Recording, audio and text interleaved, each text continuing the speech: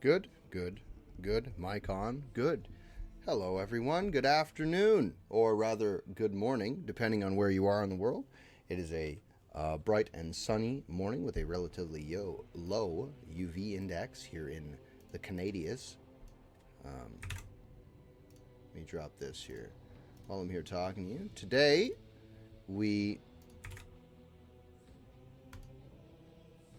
I have a dental appointment at the Canadian time of 3, so at 2 o'clock, about 2 hats will wonker bagonker. I think that's just my head. Ugh. There we go. Now I look like a human. I'll have to do something about that focus. Let's see. Let's send this out right here like that. Bam. Drop this in this here. Like that.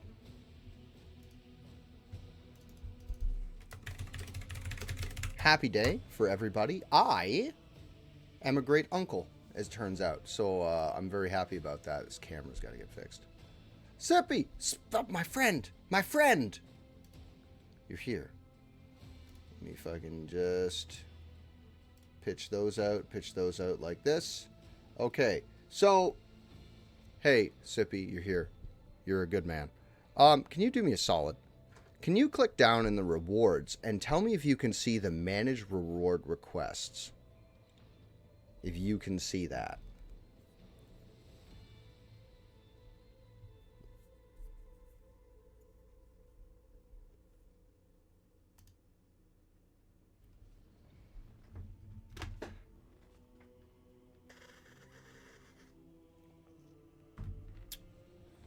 It would be down. It should be down in the where it says crowns. Should be down there. Reward. Oh, it isn't. It's not down there. So that's just for me then. Okay, good. All right. Okay. All right. So that's there. That's gonna have to stay up. So 3 requests. Have a named character. Edit. No, okay, that's good. Alright, so it's only for me, only I can see it. So my guy is upstairs, and because he didn't want to come downstairs, because it's hard on his joints to walk down the staircase, so I got to carry him up and downstairs now. So, but I assure you, he will get those chips. I'll make a short for you. Tell you what, I'll make a short just for you. Later this evening, I'll tag you in it. Yeah, he's 13. He's 13. He's a golden lab. Yellow lab, excuse me, not golden lab. He's gold in my heart. But he's a 13-year-old yellow lab, so the stairs are not his friend. So I have to carry him everywhere. And I ask him if he wants to come downstairs and hang out. And he goes, no, I hang out with Bibi. Because my daughter is upstairs crawling around and she like cuddles on him and stuff. And it's very, very sweet. So I will make a short for you later, and I'll put it up expressly for you, my friend, is what I will do. How are you today? Well, I should hope. Let's hop on over to this here, and I will go to game capture, slip that over like this. So now I can see requests, because there's a button now to see quests, and in this one, and then I can mark them as completed or not. I'm all right, man. Went to what I thought was going to be a dental appointment. I drove all the way across the city, got there, and they went, oh no, your appointment's at 3 o'clock. And I said, no, I was told 10. I wrote it down, like as the woman was speaking to me, and then confirmed it. And they're like, nope, it's 3. Thanks. So we'll have to see where that goes. So at 2:30 Canadian time, I have to be out of here to drive across the city again when it's much fucking busier. When it's much busier across the city to walk into the dental appointment just to find out that, hey man, your teeth are, they got teeth. There's teeth in that mouth. And I'll say, yeah, I do. But over the years, my teeth have been chipped and kicked.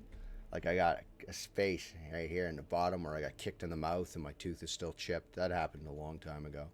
Happened back here too. I got hit with something, chipped the inside of my tooth out. I don't remember exactly what happened, but there is definitely a big chunk missing out of my back molar, so that they're probably going to want to have a gander at that. But other than that, I'm all right. So as we left off in our story of Rogue Trader, we were leading the counterattack on the planet of Dragonis, the capital of the Von Valancius Protectorate, specifically our Protectorate, from the Drukhari forces. That's a dead Drukhari right there. I didn't kill him. But I have butchered my way through a number of Drukhari.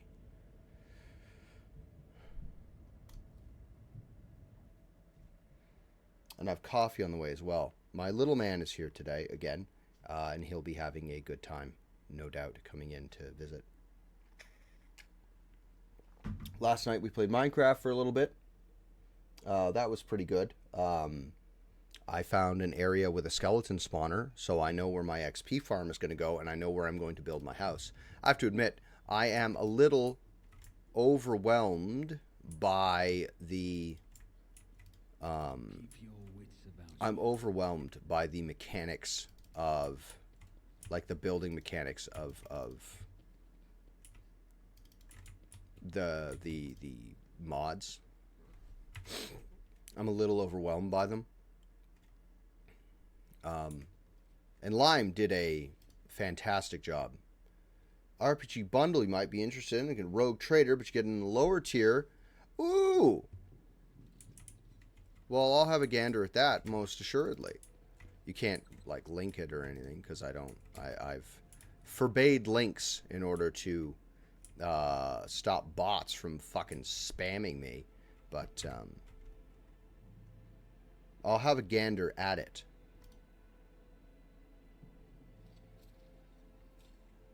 Easily done. Let me pull this over here. This runs way smoother than the other thing. So, since you're here, buddy, am I choppy to you? Like, is the screen choppy, is what I'm asking. Because I had myself up on the other monitor here, and I was looking very choppy. Very, very potatoes quality. Awesome loot. Is there money to be made? I shouldn't be concerned with loot. These are facing the wrong direction. These should be facing the other way. There's my throne, all cut to shit. At least the warrant isn't totally fucked. Yeah, it is. So maybe I'll fix the screen. I have to fix the screen brightness and fucking when I'm playing Minecraft, it's blaring at me. The man before you is still breathing, but deep punctures in his chest leave no chance that he will survive. Can't go outside, eh? Oh, there was loot back there. Oh, no. Wait. Stop. That's where the fight is. There's loot back here, though. We're fine. Loot. Okay. First, let's check the Rogue Trader's bedroom. I don't know. I wouldn't have my bedroom right there. Oh. You got anything on you worth a fuck? A melt-a-charge. Very good. Ah! Ugh.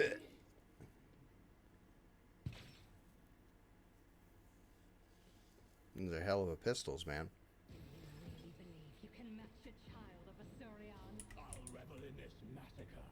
I bet you will. Let's check the battlefield here. I'm going to put you right here for a second. Cassia. Abelard, I want you as fucking close as you can get to the enemy. You should be able to clear that distance, no problem. You, my girl, go right there. You, my friend, I will have you... Oh, you fucking move so far. Move to the cover. That to there. My boy. Go there. And Rogue Trader. Shit. His movement's fucking stunted. I gotta do something about his movement. Like this. And we're fucking off to the races, man. First thing we're going to do is establish front line here so he gets more points. Then back line, damage and overpen. We'll throw that fucking right there. So Yurlik can just stay there the whole time. And this will be back line right there. And they can just bonus, bonus, bonus. Use back lines. That's what they're for. What we're going to do is Waking Nightmare and hit as fucking nobody as we can because her range is shit. No one. They'll have to come closer to me. Give that to you. Give this ability to toughness. You have 81 toughness. Good for you. What is your toughness, by the way? 96! Holy fuck, Cassie is tanky. She has more health than Abelard. Wow! Excellent. Good morning, Transosaurus. Hey! You weren't around last night, but I want to tell you that I'm really fucking proud of you for all the work you put in digging out that mausoleum you found on Minecraft, buddy. I'm really proud of you. That's a lot of work. You did a great job.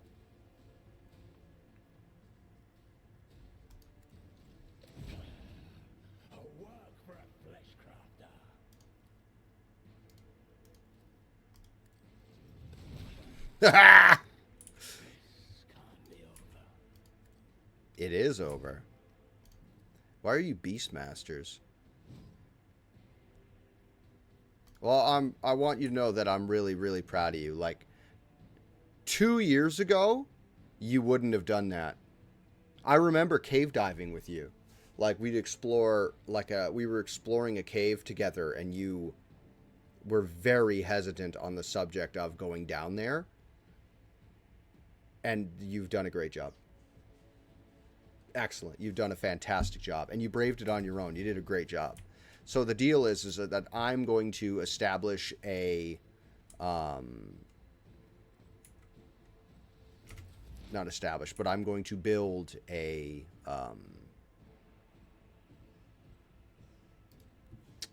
EXP spawner in that spot. So I'm going to build a house above it. Not a town, because Lime fucking leveled the place to rebuild... to get Stonehaven supplies. So I'm going to finish leveling it off. Level it off, and I'm going to put a starter house in that spot, garden the whole thing in the desert, but I'm going to build it to be a desert castle, desert palace, I should say. And I'll work really hard to not build a European castle. I'll try to build a... I want to say Arabic style castle. I'll see what I can do with that. That's something I've always wanted to do.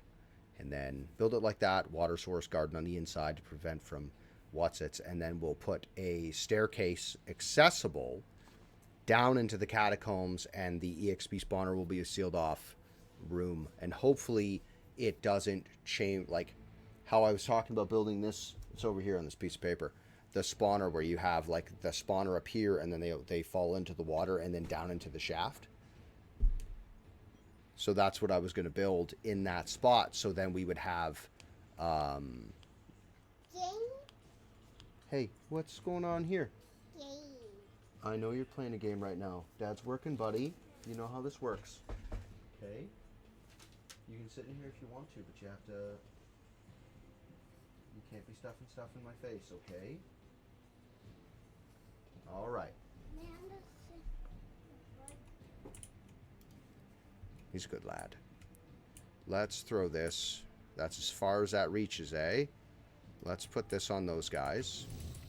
Then from here, we'll already laid a trap. So let's do a free attack. Oh, if I get the kill.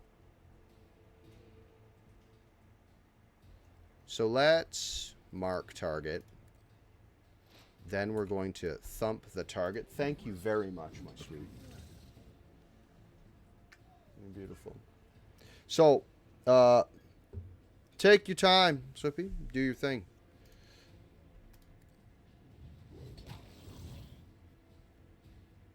So that's the trap laid. That's another one dead. That's points for him. Let's... Next attack, we'll have owner penetration to armor pen. Put it on that one, which we can't do. And I can't put a second trap, so let's use this ability. What's this? On that, joint analysis on that fella. There you go. They just killed Achilles. Achilles. Oh, well. Fuck, he ain't my guy.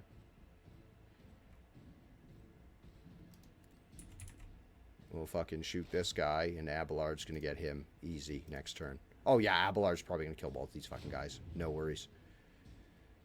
Oh, shit. I shouldn't have used those two. I need more AP for her. That's what I need.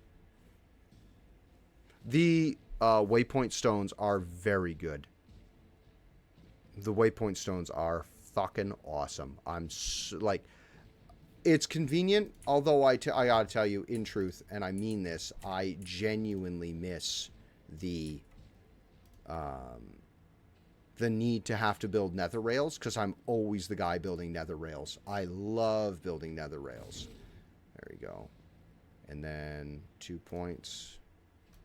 Dead.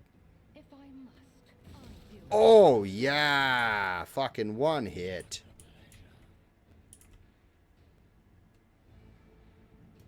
Might as well use it on that guy. Crit. Wow! Covered in Drukhari blood and his own, Achilles Scalander looks around with a haunted expression on his face. He finally manages to focus his gaze on you and lets out a barely audible gasp. God Emperor, preserve me. Could it be? Is it truly you, your lordship? He is struck by an excruciating coughing fit, his hand grasping for his respirator on its golden chain, but it's missing. Beastmaster. Damage taken, Beastmaster 16. Who took him? Me? He must have taken it. Or did the Beastmaster take it? They're all dead, so what? It must be him. Surely. The interrogator examines the room and the evidence of a struggle and Achilles himself. Oh, really? You did well. You held your own. I'm glad we made it in time. Hey, that's the iconoclast in me. Achilles frowns, presses his burnt lips together and drops his gaze. And yet I've still failed you.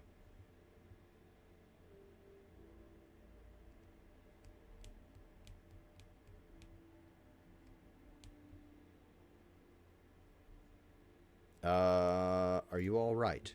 You are too kind to me, your lordship. We have more important matters to discuss than a few broken ribs. Please do not trouble yourself. Listen.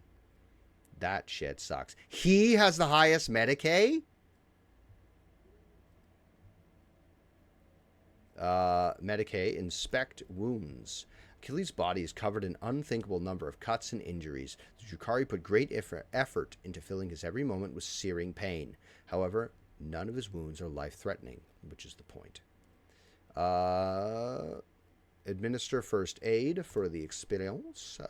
Your fast efforts pay off. Your knowledge of Medicaid allows you to stop the bleeding in several areas and somewhat eases pain. You shouldn't have wasted your time on me, your lordship.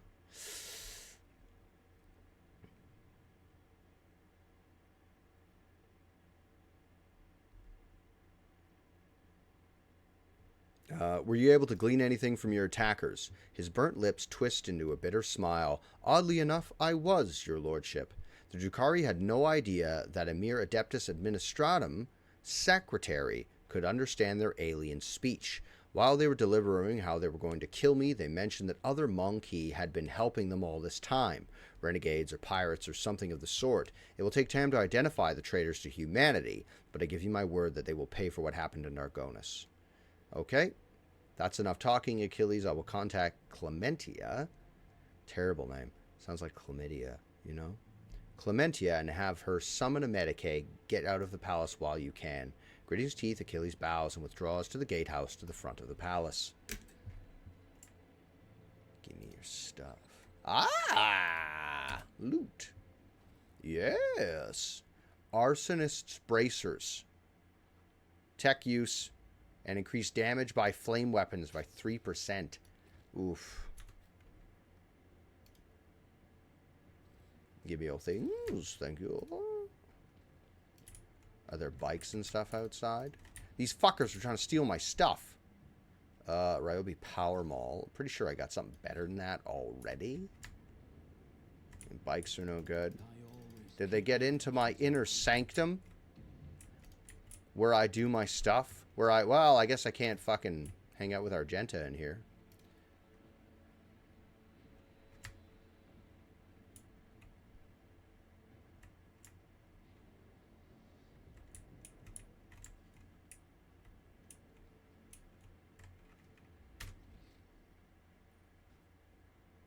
Okay, I'm glad we did that. Let's find Achilles. Scalander.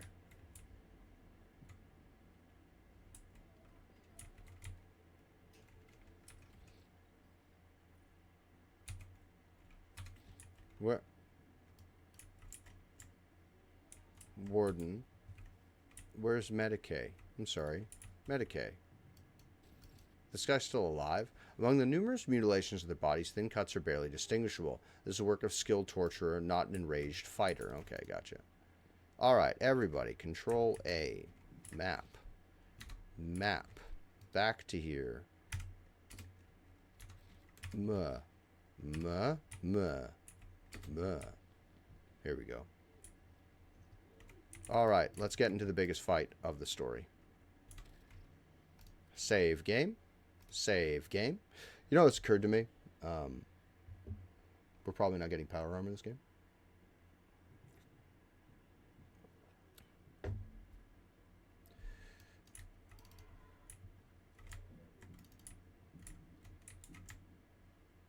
Okay, there's 2 Slith. Already killed one of them. There's my chair all fucking cut up. Disrespectful is what these fucking Xenos pricks are. Oh, those 2 guys are impaled. That's tight. They're impaled and they have little juices on them. And he's got no legs. He's got no legs. That guy. Oh. Disrespectful decorators is what these fuckers are. Alright, let's get into it, boys. Ah! Marzahai.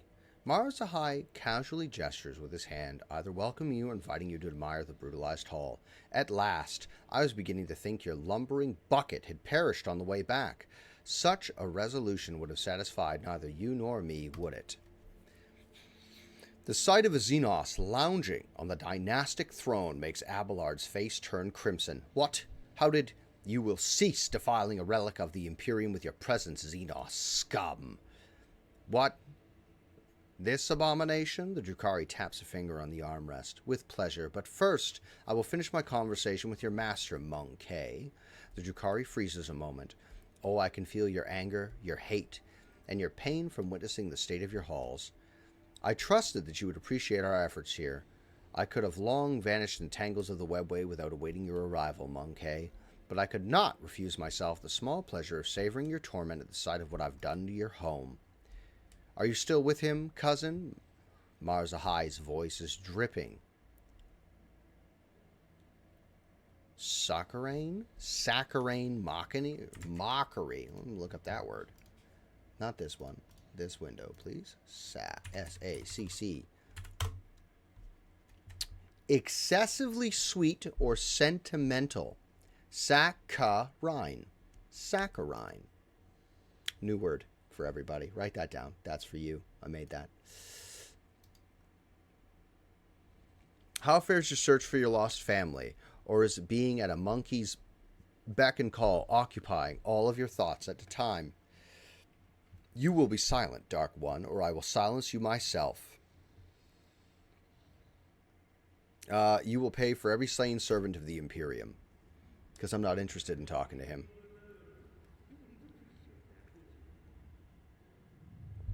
I look forward to fucking tearing your skin off.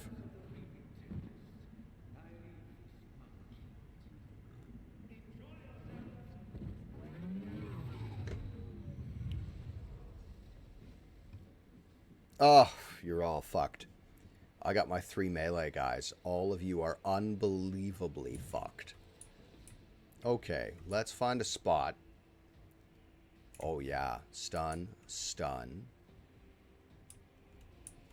I know who's going first and in which order.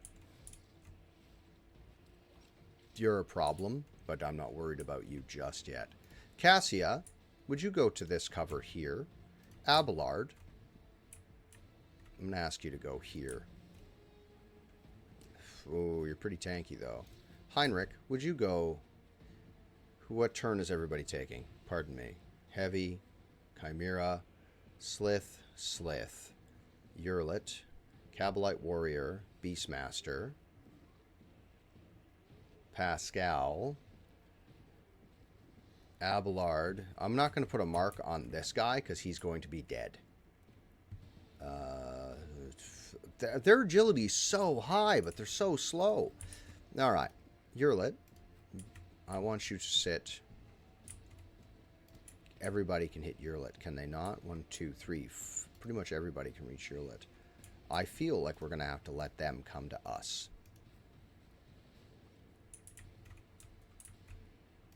Yeah, that's going to be the case. Abelard, step back a step or two. Abelard can go here. Pascal can go here.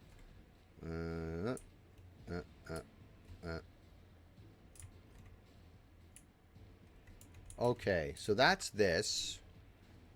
I to stun those two. And then buff, buff, buff.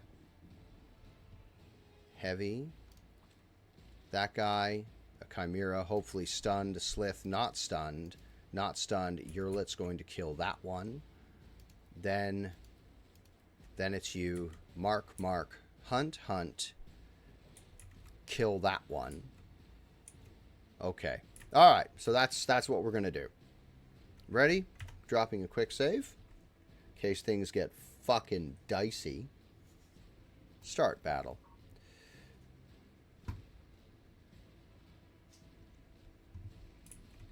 So let's open the gambit with a lidless stare in this direction. Hitting those 3. Please stun them. That is a lot of health down. That's good. Then I would very much like you to willpower and toughness on Abelard, who's going to be tanking many of these hits.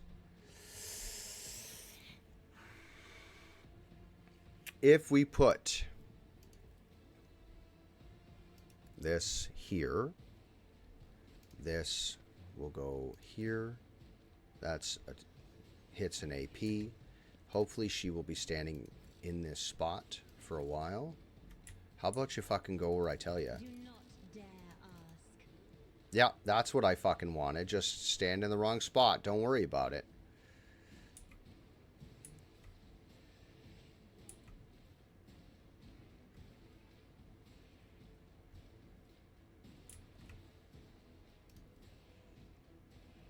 Can I get both of them? Yeah, I can.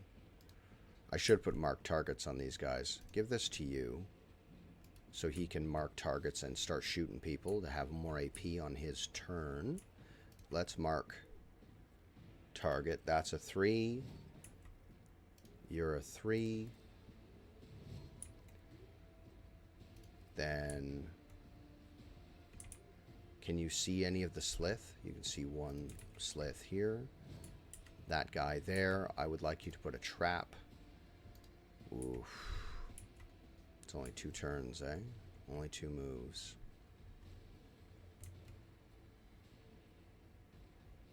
This ability that they have makes them phase shifting, negates all incoming damage from every second successful attack. So they're going to negate the next hit. So I'm going to hit them with a burst. Put a trap at their feet, please, to stop them from getting near me. And then with your last shot, please shoot him. God damn you, Pascal. Let me educate you on the art of blade. And then from here, please backline, change, put it. foolishness. Just put the fucking thing where I tell you. Ugh, that's fucking infuriating. I don't care for this system at all. There has to be a way to change this fucking son of a bitch. Once that guy's dead, she can move. That's her turn. That's not terrible. They're stunned. I'm going to have to put another trap down under the slith. That's a good spot for a trap right here, specifically. Because I could just cover the field in traps. Stop shooting Abelard, you prick. That's fine. He's going to have words with you. Right, the first thing we're going to have to do is, for free, put a mark on him, because I need the Beastmasters dead. Because I feel the Beastmaster gives advantages. You know what I didn't do? I should have done this. Perfect spot, because I don't plan on having her move. Up that ballistic skill and her perception and her armor penetration, please. Then I want you to become an elusive shadow. I don't want them attacking you. Then I want you to shoot this fucker and kill him dead, please. Excellent. Yes! One dead, and then I want you to shoot 95%. Who's the second? Who's the most dangerous? It will always hit and will always be a crit. I should use this on that creature there. This is a good spot for Abelard to get into right here. You need to be killed. Stop. Jesus. We're still fine, though. Everything's fine. Everybody's fine. I would like you to put a trap at the feet of all these guys, if at all possible. Please put a trap there. Then I want you to think very carefully about your next move. Drop this here so we get this.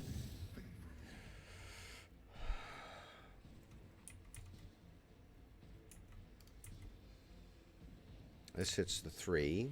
This will hit the 2. These are a problem. I would like them dead. Of course it is. Yeah, why wouldn't it? And that's all of his AP because he didn't kill anybody.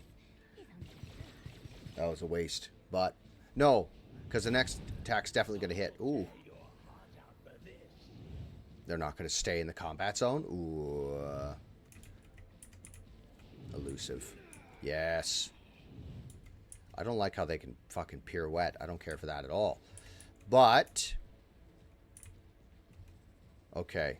Think very carefully here what we're doing. If Abelard gets fucking stuck in... What is this over his head? What's a symbol floating over his head? Eye of Oblivion, natural armor. Marked for Purge. Purge Soul deals 50% more damage than already damaged the Psyker or any other. Marked for Purge, eh? Okay. So how much do you take extra damage for this? Marked as Prey. Contempt. Whenever the enemy attacks the warrior's next attack deals an additional 9 damage. I want that.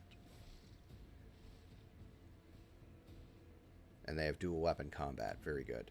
So, let's move to here. Make sure everybody gets it. Use this. Brace for impact. And then Abelard, I want you to move to... You're better off facing multiple opponents. I want Abelard to walk all the way over to here. And then I want him to charge...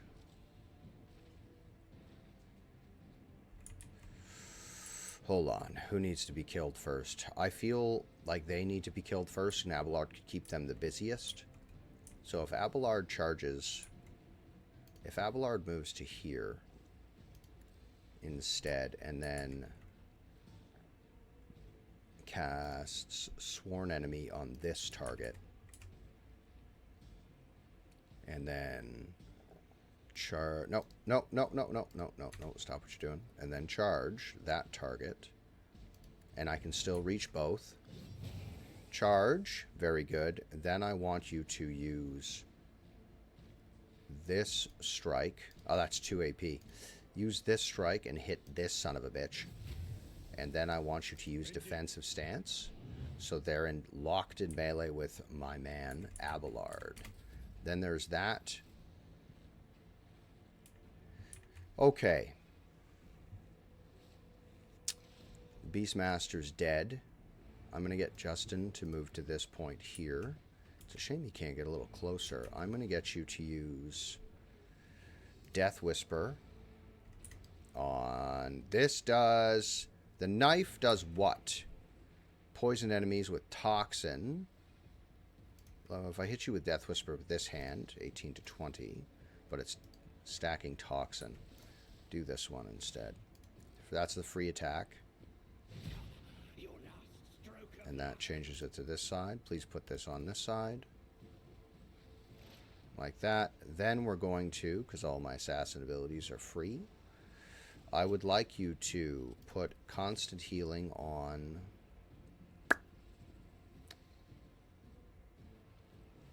Well, let's throw it on myself because I'm going to be in melee. We're going to put strong arm on myself because we're going to be in melee. And it does damage to be next to the guy. We're going to use Invigorate on who's hurt. Is anyone actually hurt? Can't see him to use it. It's as good as done. Put that on you. Then I'm going to...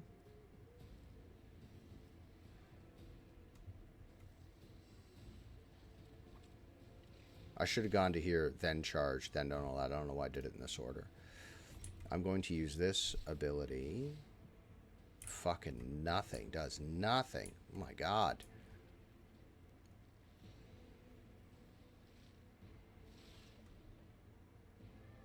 Well, use that. Yes. Then use this. That. And then can we charge? Anyone? No way. Endure. Because the beating's coming. That's pretty well the end of that. Now, my friend, I'll get you to use... Can you use Word of the Emperor and get everybody except Abelard? That's rough.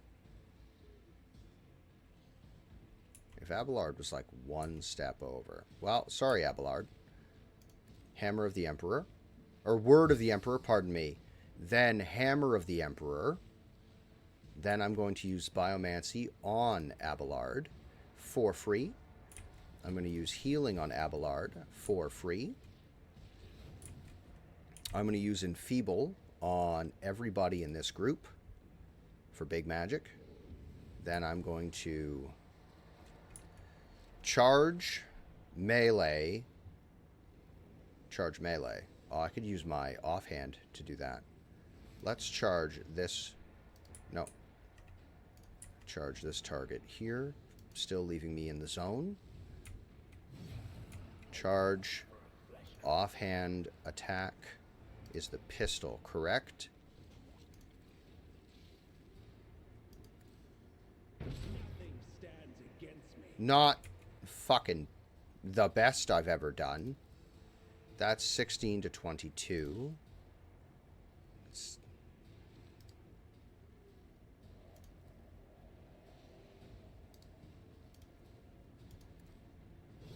Okay. All right. She's ready to go. I can't lidless stare anybody. I don't really want to move her around. I could lidless stare these two fucking idiots. If I stand her here in this zone, Give me strength. he will give you strength. You just got to believe. Let's... All incoming warp damage is increased by 26%. And put it on this fella so he hurts the worst. That's 2 AP. That one, please. Then I'm going to ask you to use this ability on Abelard, because he's locked in melee with 2 ferocious busts. I will get you to use Reveal the Light. Put that on Heinrich. And with our 2 remaining abilities, I will Waking Nightmare everybody here. Waking Nightmare these fucking things. And then I'll get you to voice of command, Pascal.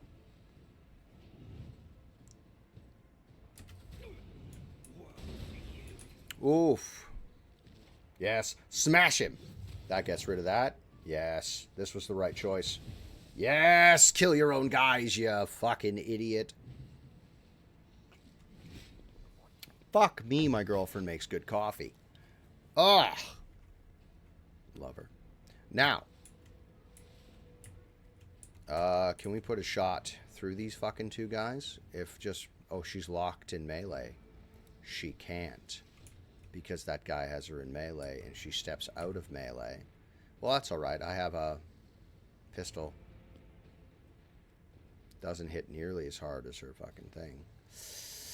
An assassin makes an enemy one adjacent. Let's use this on that guy. Right. Then we're going to use Poise to Strike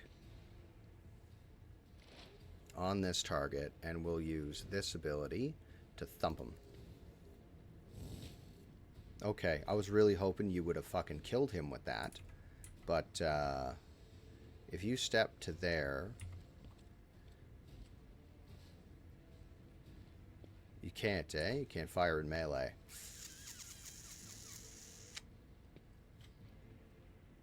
What do you mean?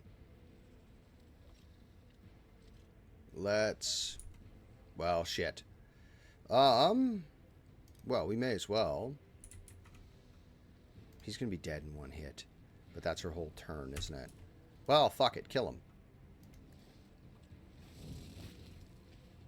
Sure, she's never done that before. So she's fine as long as she doesn't move. I can't attack. Switch back to this, please. Then I want you to use this ability on the Slith. Oh, no. That's not... It's fine. It's fine. Don't worry about it. Then use this ability, please, on the Slith.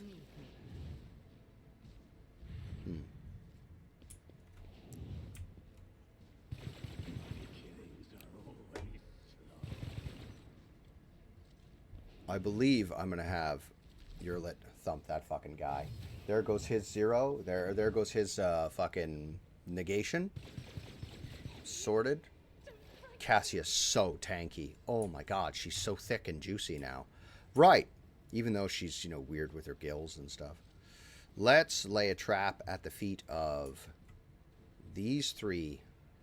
Lay a trap at their feet, please and thanks. I don't want them going anywhere. I should have put a trap here. They only last a turn.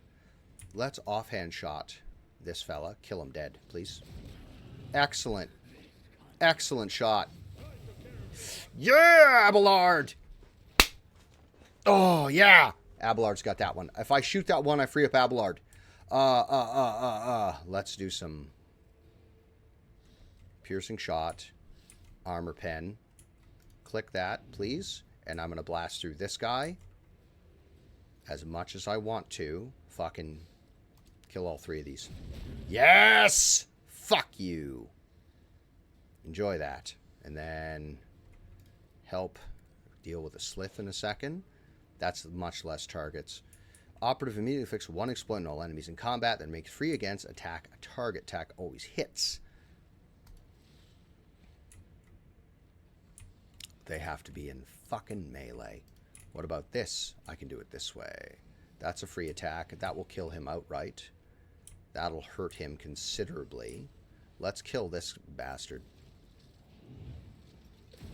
Oh, yeah!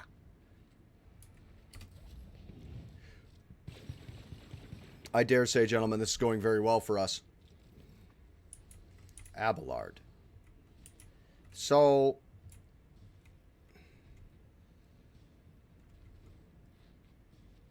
dead.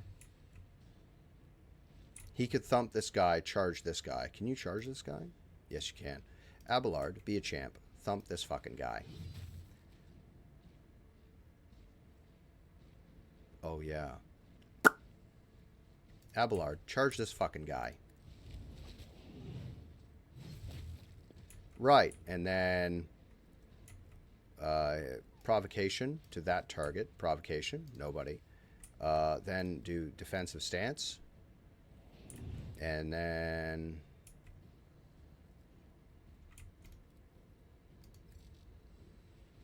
Someone else can do this.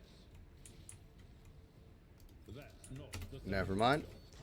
While we're here, we're locked in melee, we're engaged. His momentum is up, it's through the roof. Strong arm, Heinrich. Damage. Healing on Heinrich. Regeneration on... Oh, that's 2. Let's do some melee here. Not much in the way of melee. Let's be real. Let's light this fucking idiot on fire. There's that. Let's make sure that that fire never goes out. Straight flames. And then I will endure. And then I'm going to use my thumpy whatsits. Oh, I can just put one on the front. Let's do that. And we want to blast this guy down as much as possible, so I'll use this to kill these fucking guys. If I hit you with this, 60 to 65, this hits way harder. Let's just do this 5 times. 1, 2, even with crits. Holy fuck.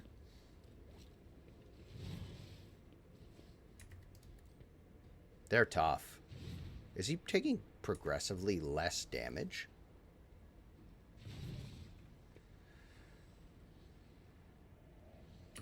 Okay. Heinrich, I'm going to ask you to do something kind of silly. I'm going to get you to, once again, Word of the Emperor, everybody. Then I'm going to get you to Hammer of the Emperor. Then I'm going to get you to charge this target. Don't worry, I'll get Cassia to move the thing. Then I will get you to offhand him for a free point. Fucking for nothing. And then I will get you to thump him. This is not working out in your favor. Cassia, be a dear. Would you please move this combat to this point? Move that to there. Then I'm going to ask you to give 2 turns to my man Pascal. Pascal, please, with your offhand, shoot this fucker. With your main hand... With your main hand attack, please shoot this fucker. Yes! Yes! Ah! So good. My boy. Now, there's one more of these Drukhari fuckers running around here. You throw a trap right there. Throw a trap over there so he can't get away. Then I want you to do this. Please and thank you. Then I want you to do this. Please and thank you. There you go. Hurt him. Hurt him more. That's that. Cassia. We still have some turns left. I would like you to warp, hurt him more. Any warp damage he receives just hurts him a lot. And then I want you to give this ability to Heinrich. He already has it. Can you move closer to here? Then move this to there. That's for you. That's the end of your turn. Excellent dodge. Well done, sir. Well done. Would you go to this point? Can you target this guy if you were to go to here? Or here, say? Oh, yeah, there it is. So what I'm going to get you to do is put a target on this fella. Still within that area. Then I'm going to get you to free shot him as such. Oh, yes. You won't have revenge because you're not going to be alive that long, right? Don't worry about it. You're going to be dead. So what I'm going to get you to do then is exploit. And then I'm going to get you to exploit. Then I'm going to get you to shoot said target. And then I want you to do this on their turn. So when your next turn that happens, and then she's going to end up hunting down that Kabalite warrior too. That thing's, where'd it go? Is it dead? Oh, it's quite dead. Yes, that's right, because I killed it. Pascal, would you please close the distance with this creature here? Get into melee range. I would very much like you, with your abilities, to do this. exploit, exploit. Then I want you to, with your free hand attack, thump him. Bonk. Then I want you to... Oh, I could have done one more. Allies attacks, remove exploits, and deal 6% more damage. Like that. And then I want you to... What's this? Inflict bleeding on the target for only 1 point. Yes, please. Negatives. Oh, Pascal, you're a fucking machine. Minor setback. You have more health now than when you started the fight. Can you go to here? Charge this target. First, I'm going to get you to sworn enemy that guy. Then I'm going to get you to reckless strike. Now I want you to charge the target. Warriors are so much fun. Bonk. Dead. Outright. Fucking done. Dead. Oh, yeah. Use this. Get over here, and I want you to fucking slaughter this guy once you get here. Chop him into pieces. 1. Yeah. Well, you're using a fucking long rifle in melee, dipshit. And that's that fight, sorted and done. That was fantastic. Ugh. Clementia Wersarian. Your lordship. Thanks to your breakthrough, we were able to clear out the estate. Right now, with the aid of your ship's augurs from orbit, the surface troops are sweeping the streets of the Hive. Squads have been sent deeper into the city. Several units have been assigned. My apologies, of course. You will learn all of this from the reports. Your appearance on Dargonus is a boon from the God Emperor, who's brought us salvation. On behalf of all of Dargonus and House Wersarian, I thank you for delivering us from our foes. Why would you say it like that?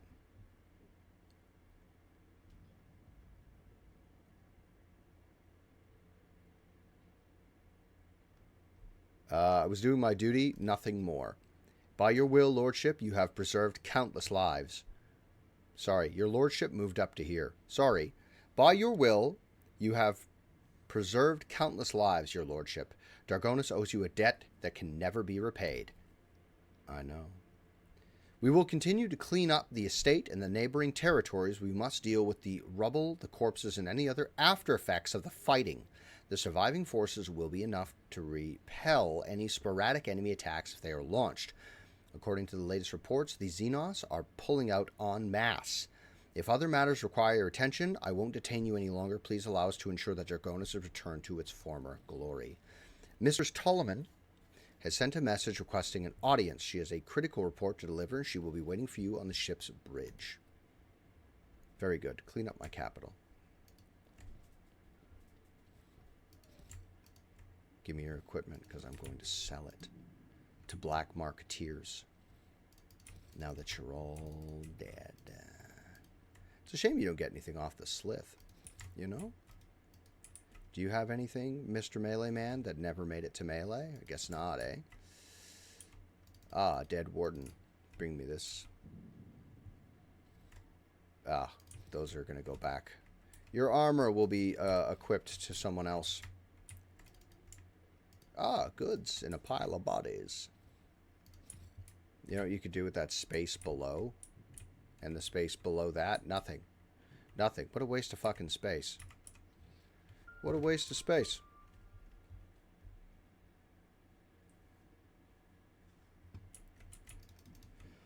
Let me throw this on. Let's put that on mute.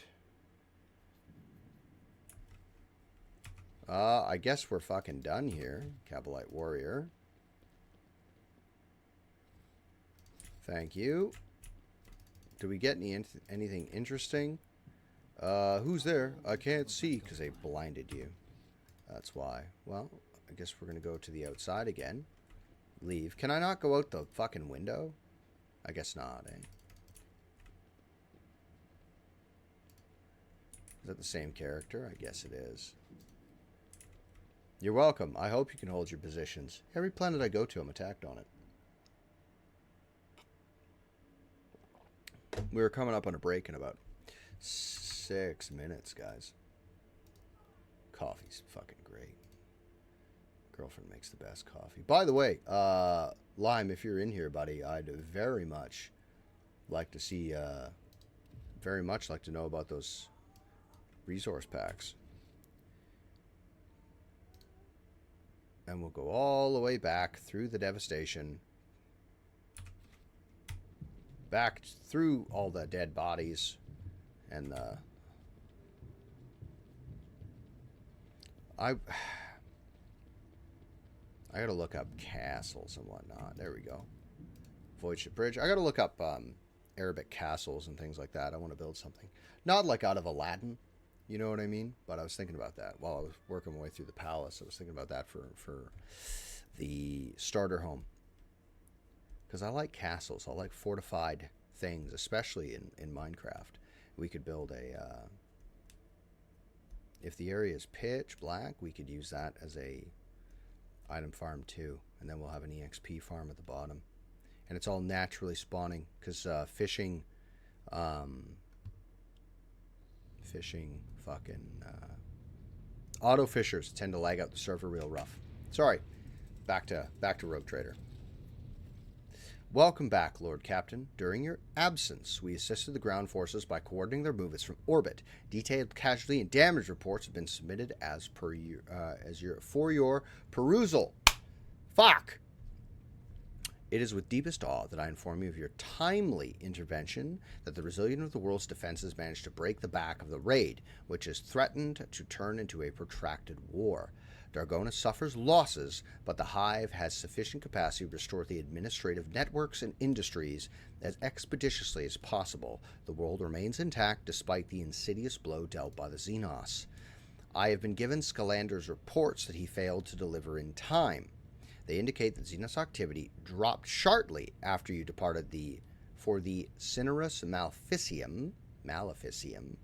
Considering the scale of the Dargonis raid, it's safe to assume that the Drukhari used up all their forces at their disposal, and may now require some time to replenish the losses.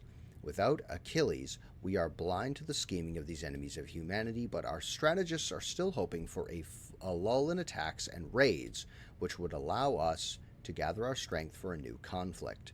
Lord Captain, permission to report.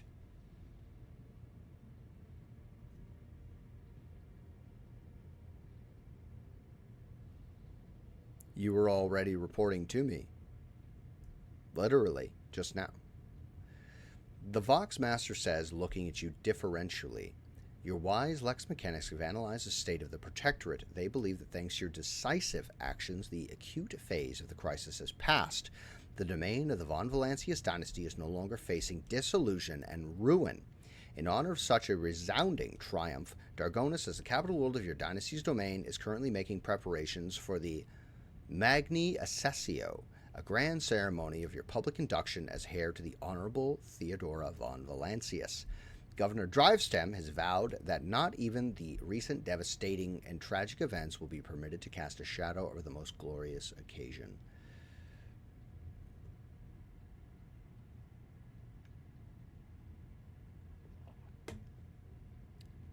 Yes, but is it my castle? Although I do like castles, I am intrigued by this idea. I am intrigued by the idea, but I really like building castles. If the game is building it for me, why am I building? If the game does it for me, why am I doing it? Do you know what I mean? Do you know what I'm saying? I need the goal, I need the chase. If I don't have it, then there's no interest for me to do it. If I just, here you go, play yourself, game, like I might as well be playing a cookie clicker. For the one little area that I'm going to build, I don't want to use the town area thing. I don't want to do that for that one area. That'll be a player-built home. We're going to run a break in 30 seconds, so I'm going to pause that. But we can have a look. I'll have a look at that, but I'm going to doodle out some designs that I have in my head for the little fort I want to make, and then we can put the waystone back in place. Figure out, do we need another network? Do we need another highway? I guess not, since we have waystones. Do waystones work in the nether? I don't know. We'll figure it out when we're done our 3-minute break. So I will be right back, guys. Thank you for hanging out with me. 1 second.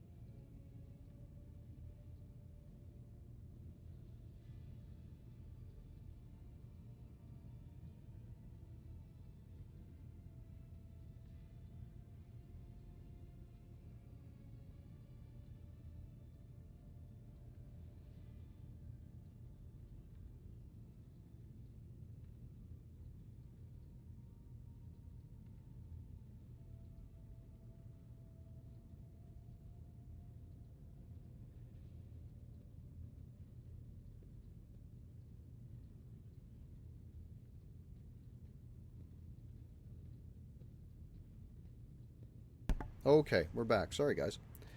Sorry, guys. Um, I was answering some questions from a young man. He had some very important questions. Well, we'll try and find the right coral then.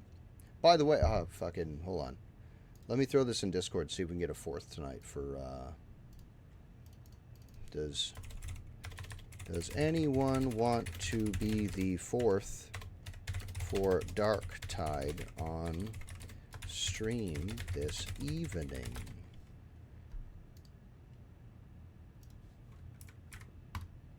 It's fine if they're busy. Close that.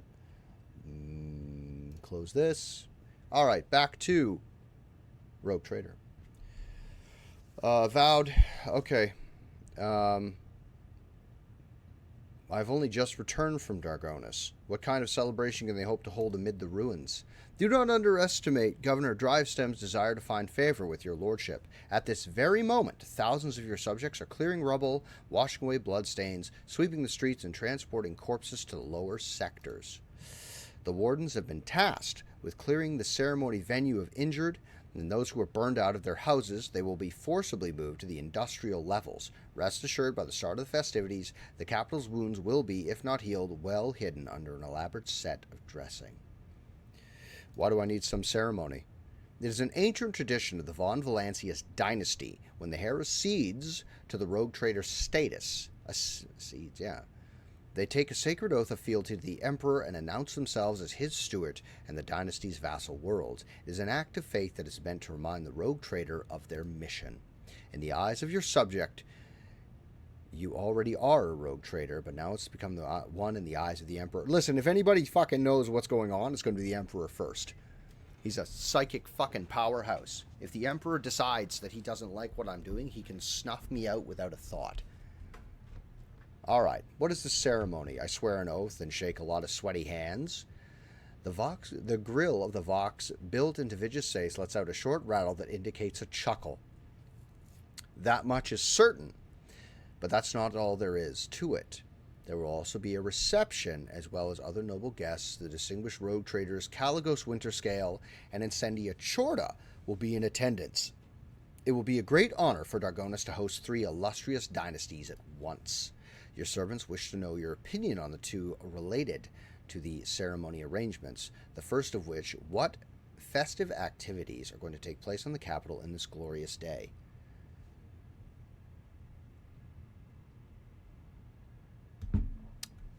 Let the poor be fed and fuel cells be handed out to those in need. My reign shall begin with an act of benevolence, which is what I would do. Your subjects will appreciate your generosity, Lord Captain. We are never short of people in need. That's a fucking problem and a failure of the system. Like now. Sorry. The second matter of on your servants' minds is which of the 2 of your closest companions will be given the honor of standing by your side during the ceremony. Fucking Abelard, number 1. The servants of House von Valancius will see this as they continue the dynasty's glorious traditions. I fucking love Pascal. Let's not introduce Yerlet to the public. As exciting, listen, as exciting as that might be, having an Aldari stand with me in front of the masses is a mistake. The Imperium is built on hatred and fear of the Xenos. Will not work.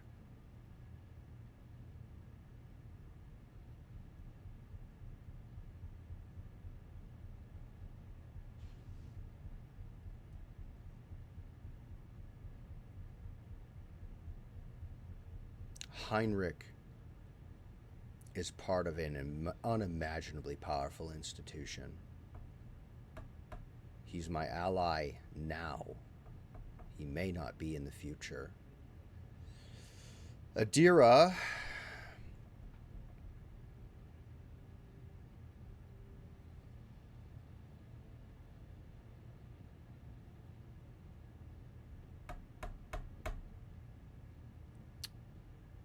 is a dark sorceress, and she would instill fear to the people.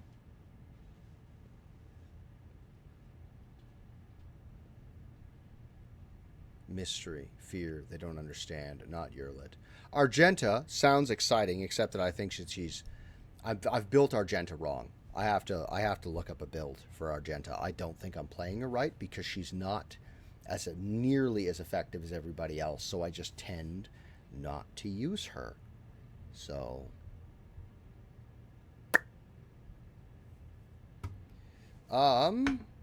Cassia, very useful. Jay has done nothing. I don't use her. I'm torn between Cassia and Pascal. Politically, not these three.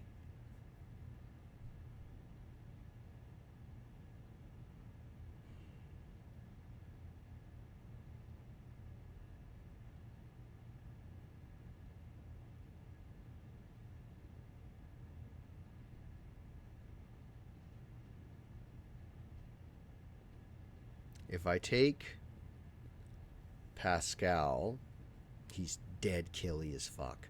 He's so good. And he's a Magos, so the Mechanicus, that's a big deal. Does the Mechanicus care? I have a world that's half and half, belongs to me, but has a Mechanicum fucking complex on it. But they're navigators. Cassie is part of a navigator, future leader of a navigator house sworn to Von Valancias. Now they are. Without Cassia, there's no travel. Without Pascal, there's no ships to travel. Politically, I think we shall go with Cassia. A great boon for House Orselio, considering we killed a bunch of them. I killed a bunch of tech priests too, but they kill each other anyway, so I'm not really worried about that. I will see to it that your instructions are delivered to Dargonus. The master of ceremonies at the palace will report to you when the capital is ready to praise your name. Who are you? Who the fuck is that? Pascal's voice, pouring out of his Vox system, crackles like thin ice under pressure. It is unclear whether it's nothing more than static or an expression of some emotion understandable only to the tech priest himself.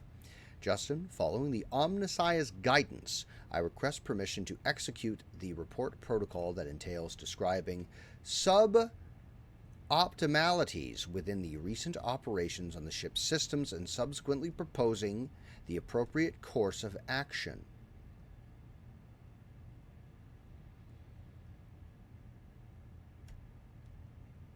I'm listening. Initiating exposition. With the Omnissiah's blessing, I conducted several sessions of tech meditation in an effort to transpose the available data streams into a matrix of patterns. The data subjected to this analysis comprised evidence of deviations in the operation of the ship's systems and servitors, as well as irregularities in the algorithms of the ship's logs. I have arrived at the following conclusion. This vessel's machine spirit is most extraordinary. A full cycle of sacred diagnostics must be performed, followed by a complementia ritual. This ritual will force the spirit reasonable for those recent events to reveal itself. Once it does, we will be able to understand its nature and take applicable action to said nature.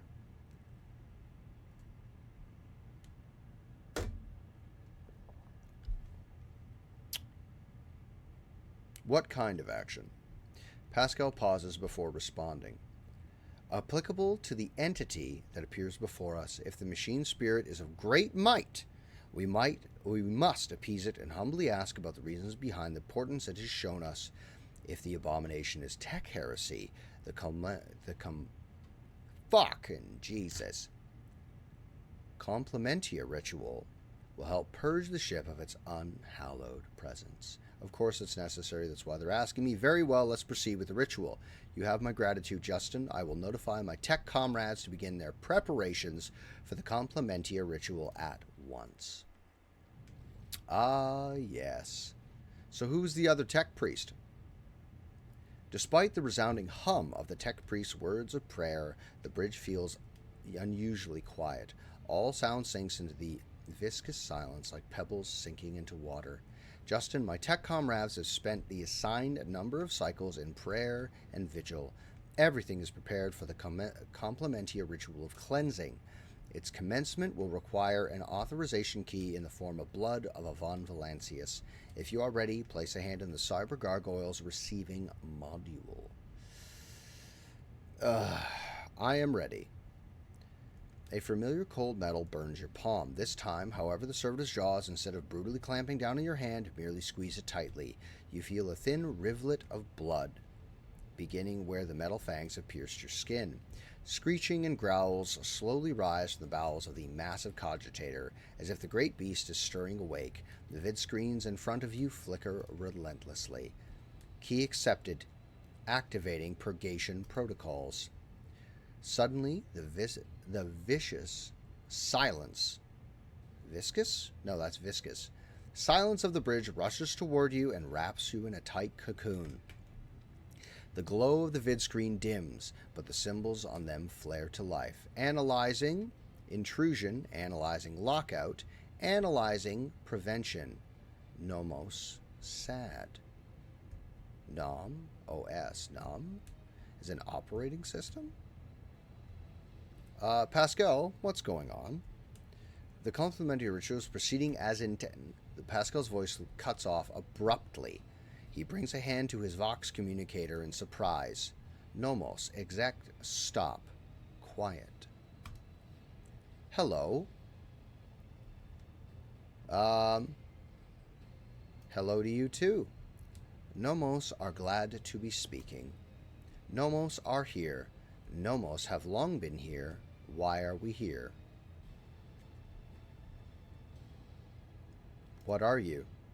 Nomos. We are Nomos. Pascal uses his hands and mechadendrites to gesture at his silent Vox system. But what is Nomos? No data available, no answer. We want to know too. Are you a machine spirit? Nomos does not know. Nomos does not know themselves. Did you silence Pascal? Nomos wanted no disturbance, only quiet. Can you render other people silent too? Sometimes. Some people.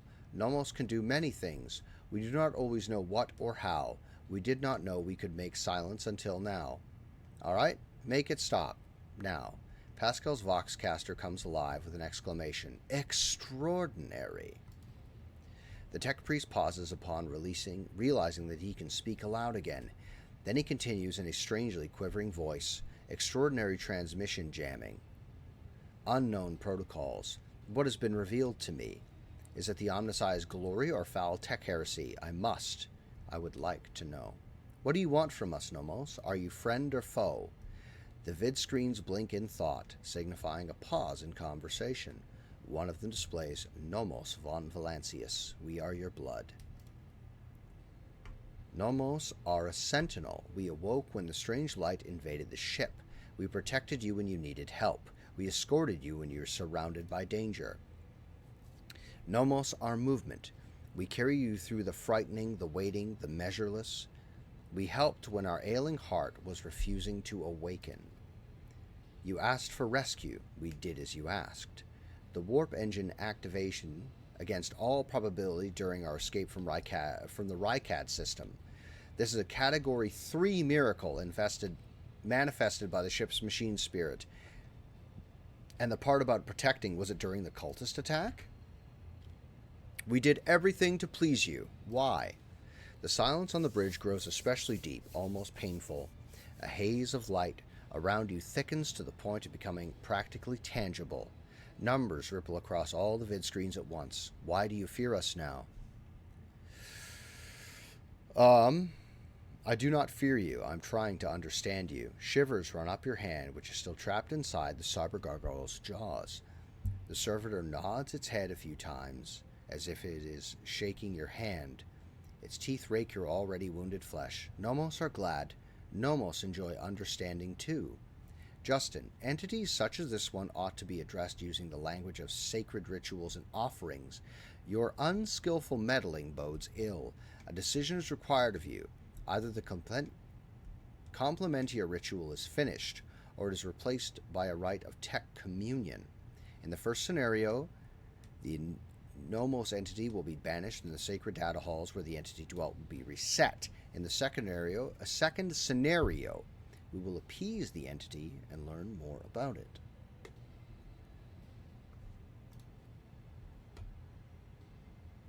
No, Nomos do not want to be banished. Nomos want to help. Nomos want to understand.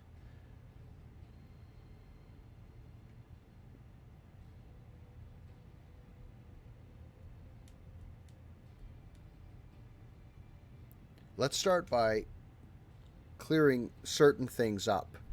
Were you the one responsible for the ship's malfunctions? And what about the strange entries in the ship's log? Yes, Nomos did that. Are you angry? We only wanted to understand. We want to see how things worked. What else can you do? Nomos learn. Nomos try new things. Do you want to see?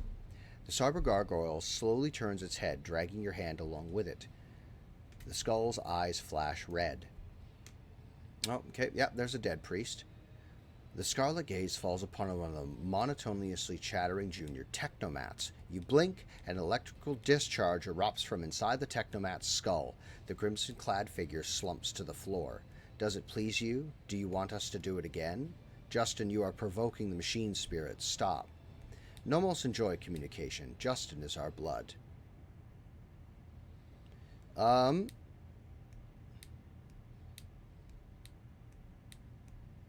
Do it again. Oh, boys, I gotta tell you, a heretical run on this is gonna be a lot of goddamn fun. Just being the most evilly mustache twirling son of a bitch that ever was. Oh, probably a pyro. Probably a pyro. Maybe another psyker, maybe. Oof.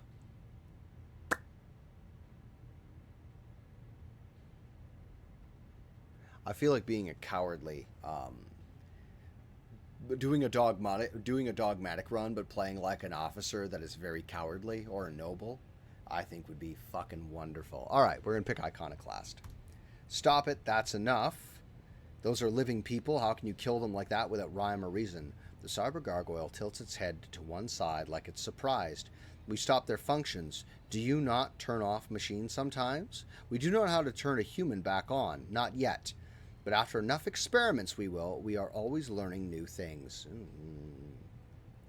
Okay. I've heard enough. Pascal, you are to investigate the nature of this entity until we know the truth and Nomos is allowed to exist on the ship. Nomos want to learn what we are too. We will add things to your log, things that might help us, help you. Pascal let out something resembling a long breath. The decision is made. I will begin my preparations for the communion rite at once. Many cycles of interaction with the entity Nomos await me, but I welcome this task and accept it from the Omnissiah. Nomos are glad. Justin, will you speak with us too? We want you to speak with us. The Lord's Captain's body lacks the sacred implants necessary for tech communion with the machine spirit's code. But if such as you're with, Justin can converse with you using the lowly sound speech he's doing right now. I will speak with you, Nomos. Nomos are glad we have been lonely. Our work here is done, Justin. I will let my tech comrades know that we are stopping the Complementia ritual. Thank you for appearing before us, Entity Nomos. Alright, so that's sorted. So now we have that Nomos quest fucking figured out. Oh, what's this? Is Yurlet about to be fucking gangbanged? Hold on. Let's drop a hard save, guys, because we've done a lot of work today.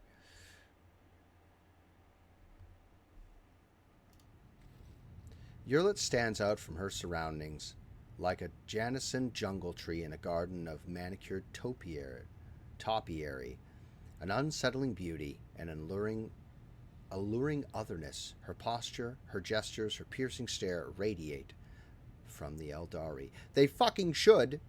She's an Eldari. Um,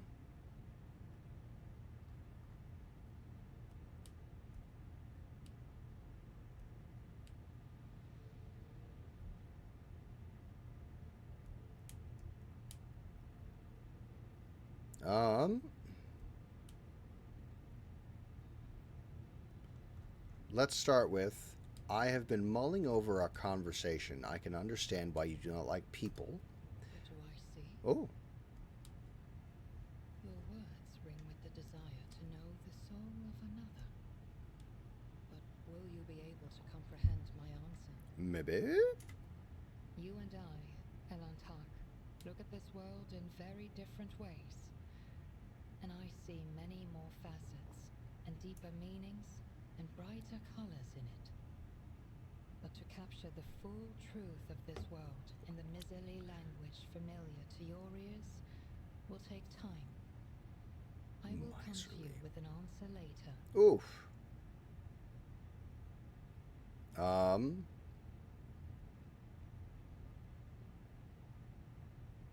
Why did you agree to join me? Is it not strange for an Eldar to be following a human? The outcasts my path led me to had a saying. Let me translate it for you. If you fall off a cliff, grab the roots and do not ask if they belong to a weed or a noble rosebush. You are the root I grabbed, Elantak, because I fell off a cliff. My homeworld is gone. My kin are either dead or hiding no one knows where. By joining forces with you, I may be able to nurture a seedling of the truth I so deeply yearn for.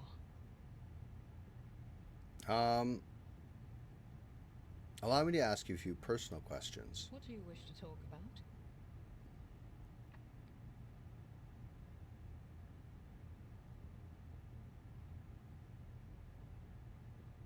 Tell me about yourself. Who were you before you came to Janus? I followed my path. Do you know what a path is to the children of Assyrian? It is more than a chosen, what do you call it, craft. The path is how each of us moves through the labyrinth of existence, inside and out, in life and in spirit. It is both a journey and a fortress. It protects us from she who thirsts. To stray from the path is to fall into her dark embrace. So, in short, the Eldari, after the birth of Slaanesh and they started to reconstitute what is left of their empire and their civilization, the Eldari started taking paths of like severe discipline in order to not drip over into excess, because how the Eldari see and feel the world is akin to how we see it compared to dogs. When they see things through the eyes of a human, it's like gray and bland, and there's no life to it for them, because they see in a literally they see a higher spectrum than we do.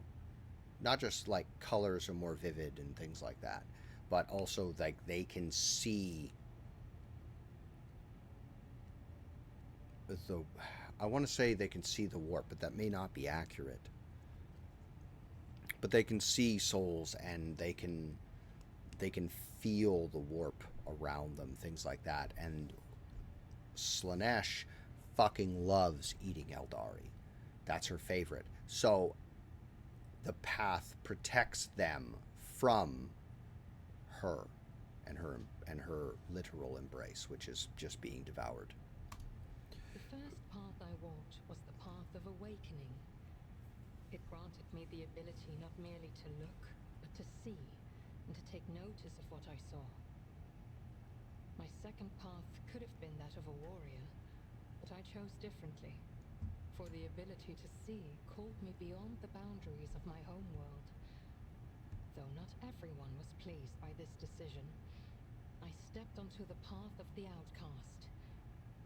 I gained the freedom to choose, to question, to doubt where the others merely bow before the will wisdom of a Farseer who dictates the will of destiny, and I will follow my path until I reach its pinnacle.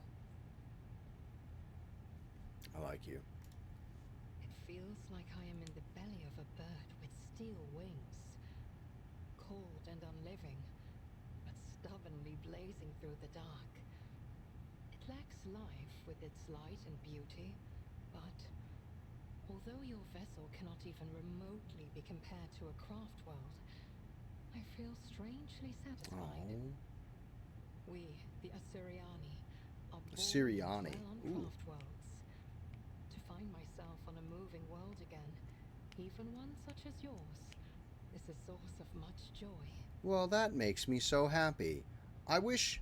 You know in some games when you get like a ship and a crew, and sometimes you can... Sometimes each crew member gets like their own room aboard your ship. I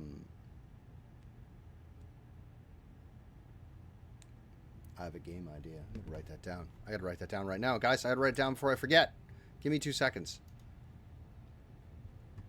Let's open this thing really fast. That's a fucking brilliant idea. Open this.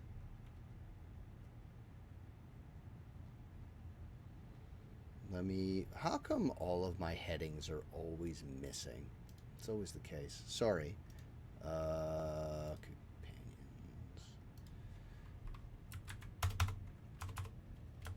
Companion. Rooms. Rooms fill with fees from their snow quests, but guys, the room is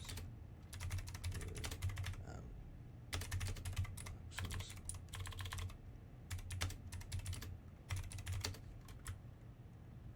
Cleared. That's a good idea. I'm gonna write that down. Save that. Sorry about that. I just had to fucking jot that idea down really fast. All right. I thank you for your answers. Truth sound like music. This is what our people say. Yes. Yes. If I have this option, she's just going to tell me no. I must take my leave.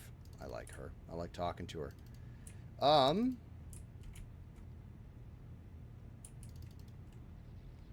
Let's talk to you for a second. I haven't really been speaking to anybody. Captain.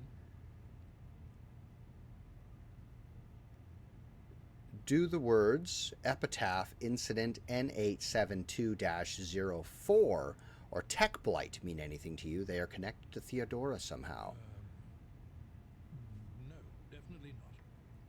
No, I don't recall anything like that. Are you lying to me, Abelard?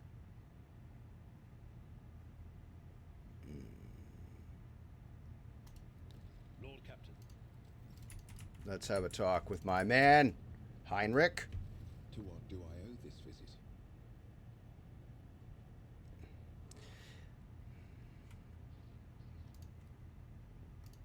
Okay, there's that. That's sorted. I don't need to talk to you for a second. The fucking navigator is that? Who are you? Oh, that's the guy that's like, hey, it's all my crew or none of my crew. There's that guy.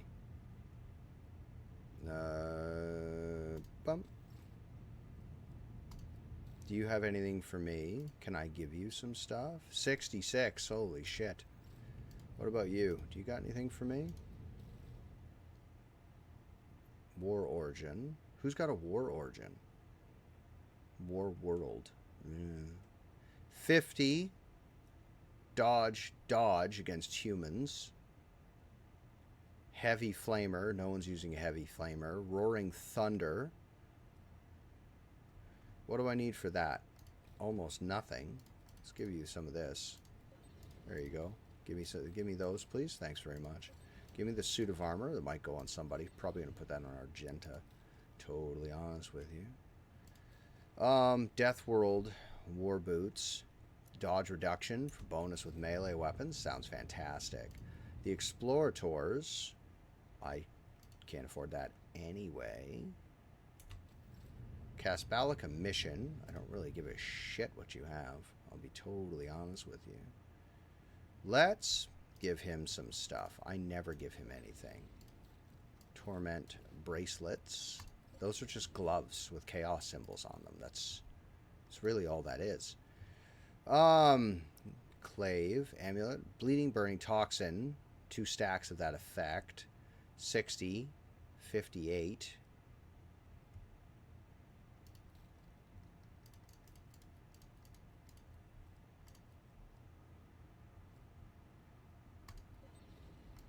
And that's getting me this item. Thank you very much. He's got some pretty good stuff, but it's not as good. What do you have for me? Tactical backpack. 1 rate of fire bonus for any burst weapon. That would be fucking decent on Argenta, but that gets me up to 10. What can I sell you? So... Yes, please. Yes, please. I could just do that the whole time. A better foe hammer. Shotgun. Oof. Why would I want that? Why would I ever use this item? Precinct Vox Relay. If an ally under the effect of Bring It Down ability is successful, hits an enemy with attack or target's ability, 1 for Fellowship, Willpower. Carnage is pretty well the best thing here. And that's pretty good. It's pretty good. 40 fucking AP for a chain weapon? Fuck, that's pretty good. Alright, so that's sorted. Let's do some inventory. Oh yeah, because I haven't fucking leveled these guys up at all. Master Tactician, 1 ability. Against all odds. Hidden Advantage. Momentum, 1 more. Nerves of Steel, thank you very much. Argenta, I really do feel like I'm building her wrong. Wildfire, exploit weakness. Deflection reduced. Accustomed to glory. Let's 2 stacks of versatility. Enters combat. Let's take broad expertise. Just up that for her big time. Let's make you more dangerous. I don't use her as a bounty hunter. I feel like I might have picked the wrong build for her.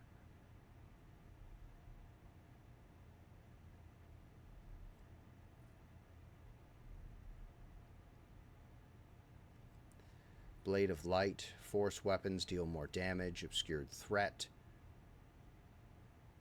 Power Conduit. Subtle Manipulation. Can use damage like power and threatening. Thriving in Peril. Every peril warp increases momentum. She does make that go up. Alright, so let's go back to... Let's go to this. Your weapons are fine. Let's talk about Jehadari for a second. She's pretty...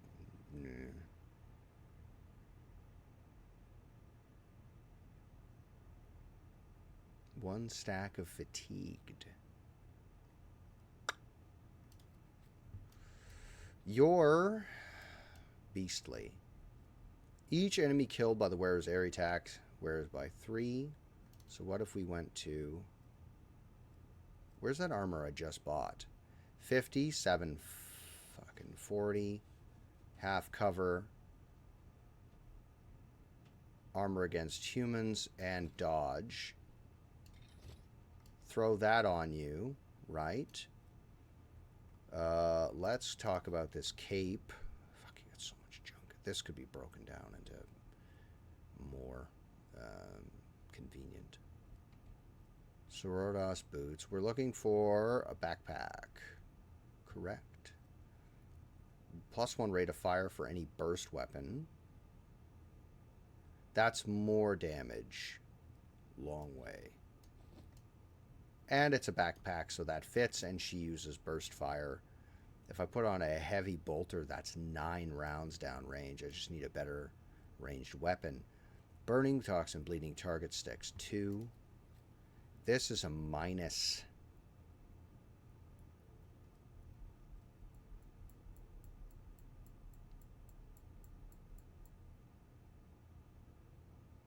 Now, this is way more useful on him than that item. Who else does bleeding? Who else gives bleeding? Do you give bleeding? That was a serrated sword. That's the power sword. That does way more damage.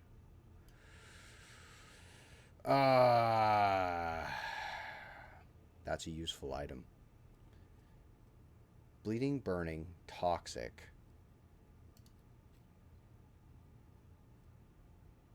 Toughness. After triggering psychic phenomena or perils of the warp, psi rating increased to 1. Momentum equal to their temporary wounds. Can only be equipped on an unsanctioned, so they're only for Adira, and they look fucking great on her. But what about, what is this? Heretical. Voidery. She isn't heretical enough to wear it? If the wearer deals damage, their enemy suffered 1 to 3 warp damage with armor pen of 10% for each cell the enemy has moved during the wearer's turn. Adherent, the enemy suffer 1 to 6 warp damage instead. I much preferred the long leather gloves on her because it was kind of sexy. Not gonna lie. I feel I should put the Force Sword back on. I feel I should put the Force Sword back on you. I know it's a huge drop in what's-its. But how much psi damage does it actually do? Like, specifically for him?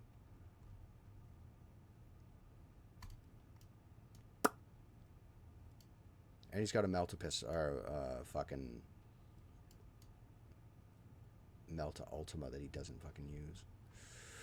We got a lot of weapons here we're not using. We could sell some of these, to be sure. Staff of Blood. Some of these we could sell for sure. Needle rifle we're not using. That's 6 to 9 damage.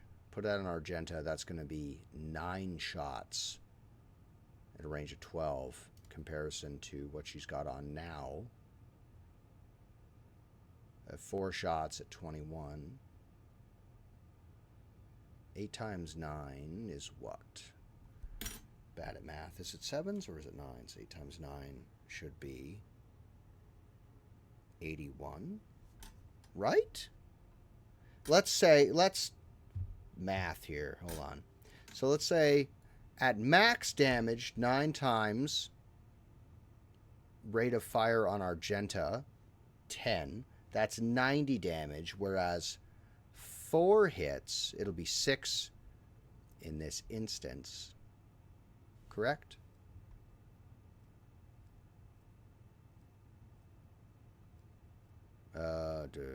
What item am I talking about here? The backpack. The backpack plus 1 bird. So that's additional hit chance of 10%.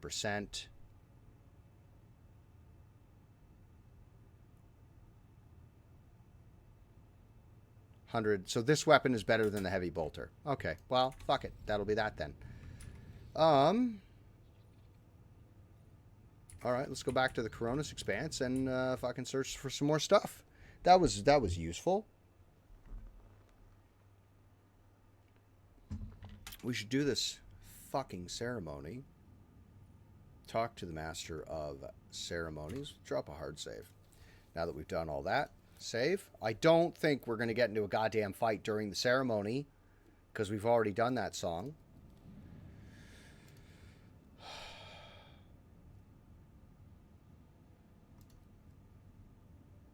Oh, that's complacency down by 2. This is Zealot. Profit factor.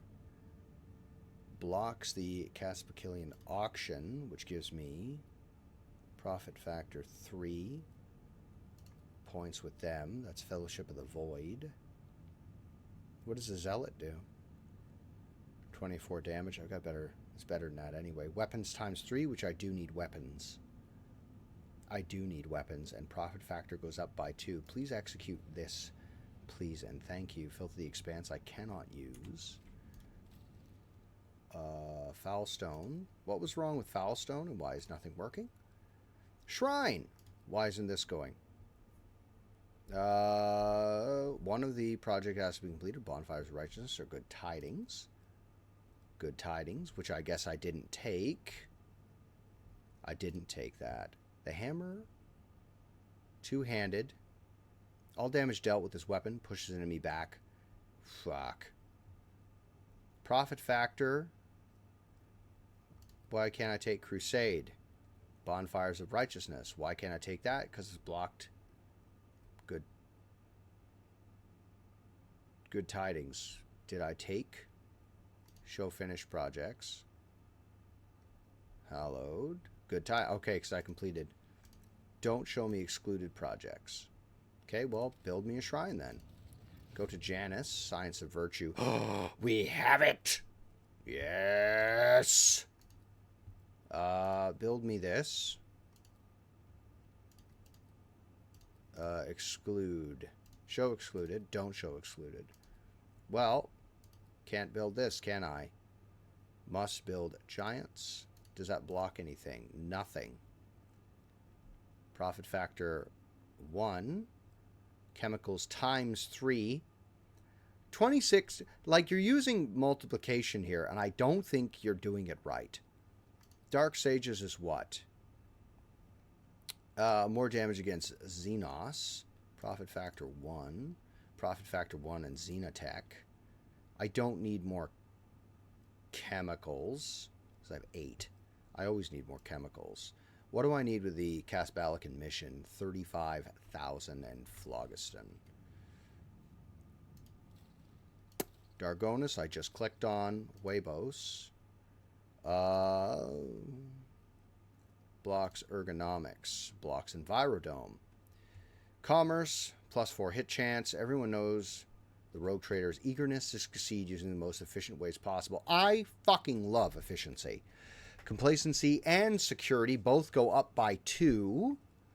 Doesn't take minus toxic damage. Let's do up by 2 for that.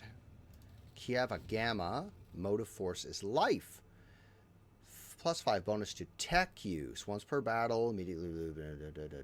That's good. That's a good one. Efficiency 2 is up. Let's.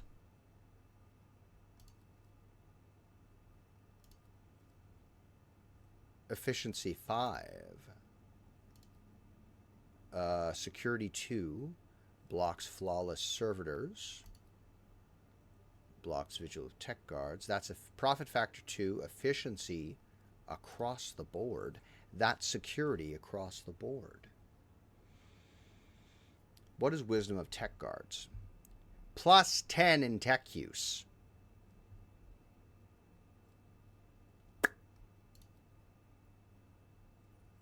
Battle servitors and ship encounters. A rotator squad is supported by friendly servitors. I don't necessarily need that. Profit factor of 2. I do want a profit factor of 2. Weapons times 2. Efficiency up by 3. Cost me 3 of my mechanisms. 1 plasteel. Fucking please take my plasteel for fuck's sake. I don't need it. I have so much plasteel. Alright. Drop another hard save now that we've done all. Oh no. Wait. Inventory. You. Take these off. You look like a chump. Put. Where Sire increased 1+ rank for each rank of dogmatic. Bam! So when you're fighting demons, your power rating is 5! Jesus! I gotta start giving him some offensive fucking what's-its. What does he have offensively, actually? After successful attack, lances where a 50% chance to inflict bleeding. Oh, you inflict bleed, do you? I have a thing that does bleeding. 2 stacks of bleeding. Yes! Yes! Make them suffer. Make them bleed. This is wonderful. This is wonderful. What does it look like? Show helmet on. Oh! You look like an asshole. On. He doesn't have a backpack. Show base outfit headwear. On. Off. Apply. There's my guy wearing a fucking helmet that makes him look ridiculous. I feel like this character needs more work. I feel I may have built him wrong, but he's doing pretty good. Hard save, please. Thank you.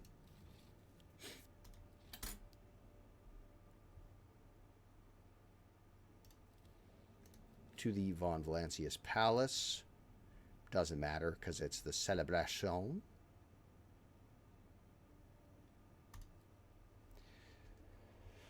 Oh, hell.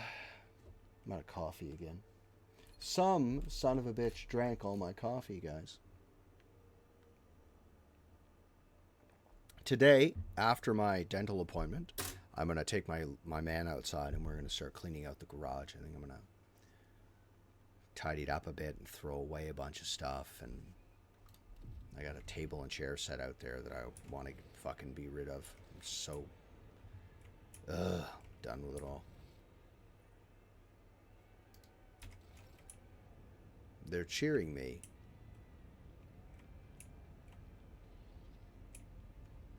There's one.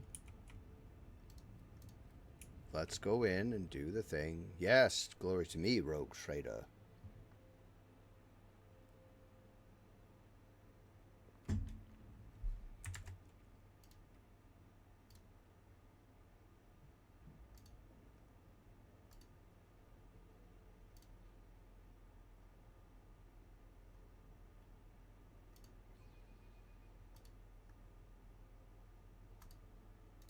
Here we go.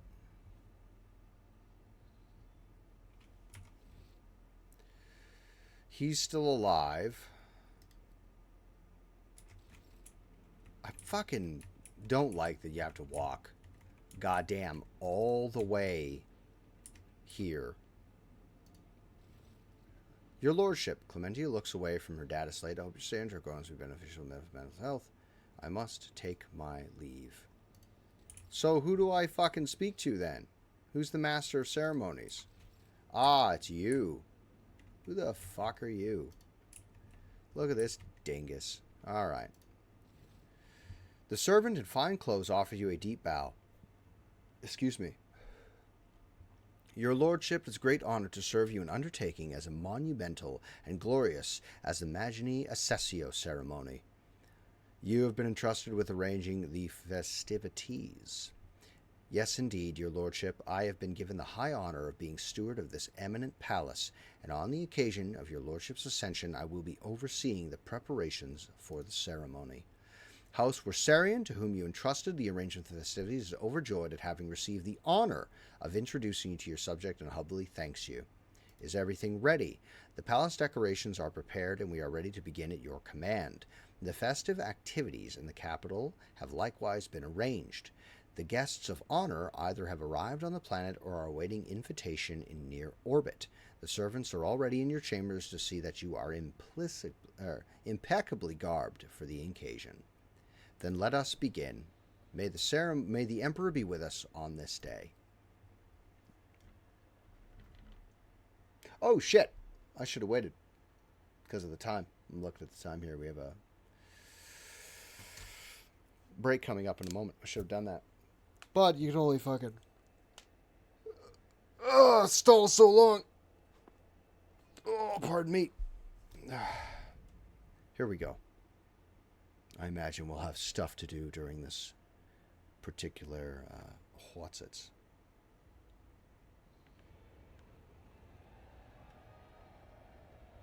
Rejoice, Von Valancius subjects. In honor of his ascension, the new rogue trader generously shows his favor. In this unfathomable benevolence, the rogue trader has decreed that every soul be given a day's rations and a personal fuel cell so that all may be fed and warm on this day.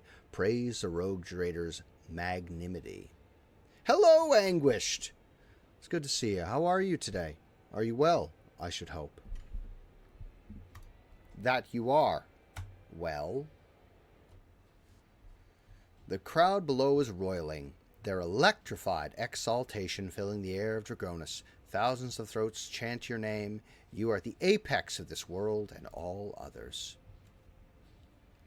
Amplified by 100 voxes, the voice of the Master of Ceremonies booms. Rejoiced subjects of Dragonus, you have been granted the felicity of witnessing your master, a great honor bestowed upon us by the rogue traitor Justin von Valancius.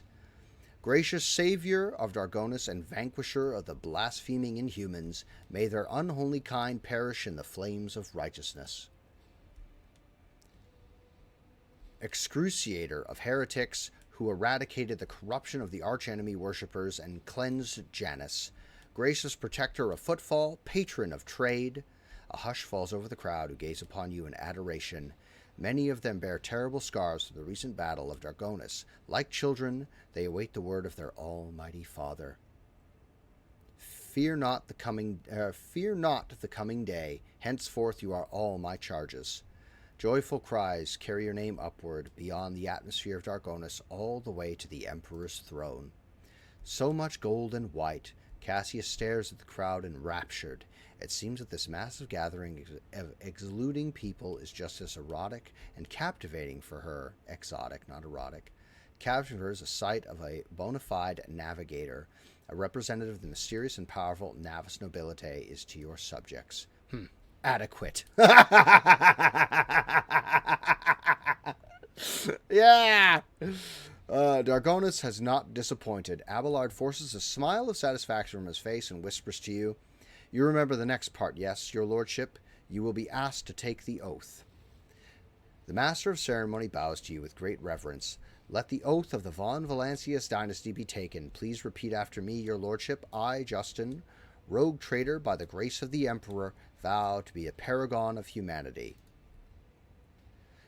Your lips repeat the words of the ancient oath, unbroken by adversity, to walk bravely first into darkness, to unite and reclaim what was lost, to triumph over nightmares untold, to hold boldly the reins of fate and walk steadily the road of thorns, through pain to greatness. You hear a rumble. It is the roar of the sea of your subject. With jubilation and devout fear, they welcome your ascension. It is done. Strippers. Orgy. I jest. Strippers don't do anything for me. I don't know why, they just don't. You think they would, as I'm me, but they just don't seem to. They just don't seem to. So, where are we at here? Now, we're going to... Where's... Oh, there she is. Just standing. She shouldn't be here. Your gatherings look odd as usual. I will remember this. Yerlit will remember this. It's written in white above. Okay, there's one conversation I must have. Where are you, Abelard? Yo, that's Power Armor, son. I know who he is. An aristocrat. Yeah, you probably didn't serve. I just got a Lehman Russ just fucking hanging out doing nothing. A confessor? What are you doing here? Getting the sins. Okay, now there is a particular bit of safe scummery that I'm going to get up to in a moment. But first, I'm going to give this a pause. Give me a moment, guys. I'm going to take a little quick 3-minute break because they're going to happen anyway. And then I will be back in that time. So just hang out for a second, get a drink of water, flip your laundry over. If you're doing the laundry, remember, flip your laundry over, and hey, your tea's getting cold. Be right back.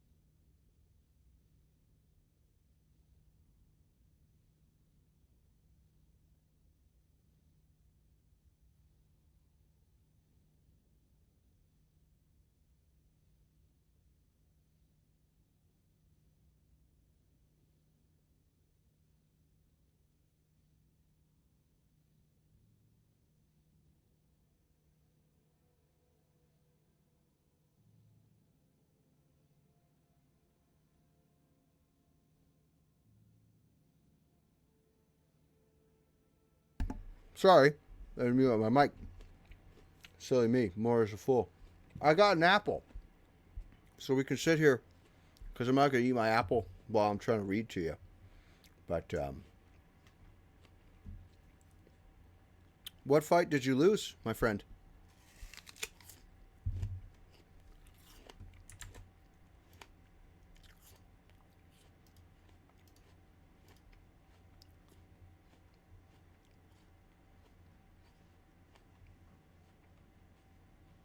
You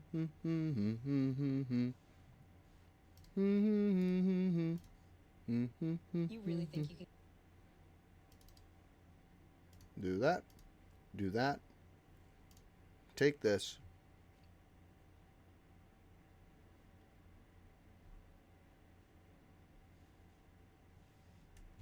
Throw this in here. Not that.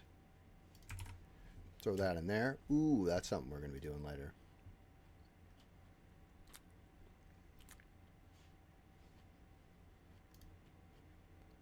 And there's this, and there's that, and there's this. Close that, thank you very much. Close that, thank you very much. Do this, like that.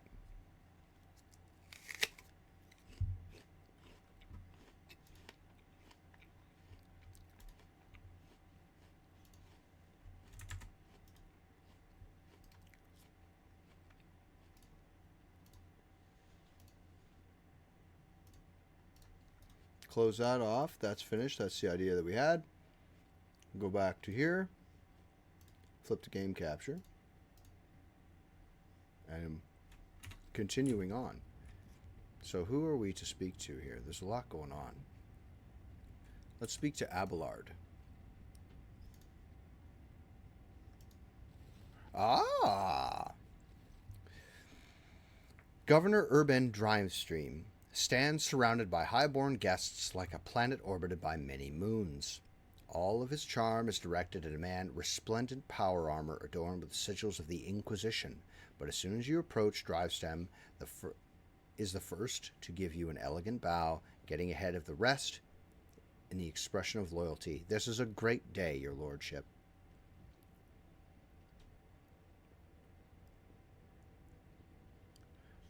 I welcome you to my palace, honored guests. Now listen, I don't like Drivestem. I do not like Drivestem. I don't. However, my dislike of him is going to be under the hood of our empire. Right? You are buffeted by a salvo of congratulation and compliments. Requires iconoclasts study the faces of the nobles in attendance. Drivestem is obviously still the leader of Dargonis aristocracy. But judging by the courtesy he's showing to young Sourback, he is clearly wants to strengthen his relationship with that house. The senior Sourback and Gaprack are whispering in another corner. Sourback, whose family seems to be giving you the cold shoulder, must be trying to sway Gaprack to his side, which could be quite advantageous to Lady Gaprack after all. The disaster on Kiva Gamma has left her family in an extremely vulnerable position. The Wersarians stand apart, their exclusion from the rest palpable.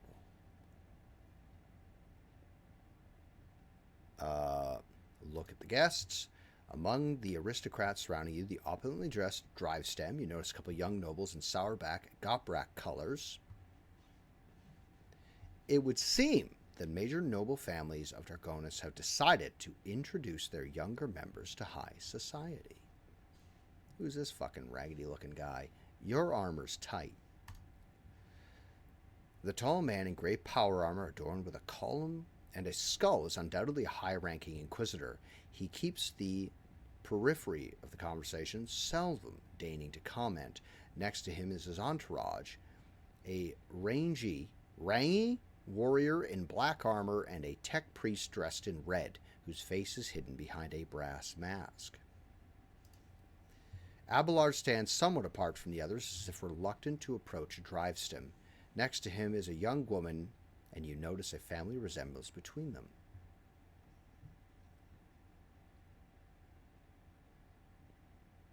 Take a guess whom is allied to whom in this tangle of stakes. Ah, Drive Stem is obviously still the leader of Dragonis. Judging courtesy is showing you the Sourback. Okay, well, I'm glad we figured that out using our Iconoclast. Nod at the Inquisitor. My greetings to a member of the Holy Inquisition. Xavier Calazar. He responds with a dignified bow, his proud face calm and unfaltering. My greetings to you, esteemed Justin von Valancius. May shadows never darken the light of the Astronomicon that guides you. That's very thoughtful. Brass Whisper. That's his name? That's tight. Fuck, that's so good. My guy's name is Pascal.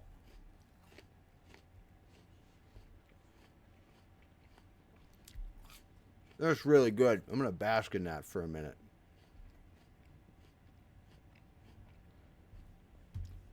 I'm sorry, I just got an email. Sub prices?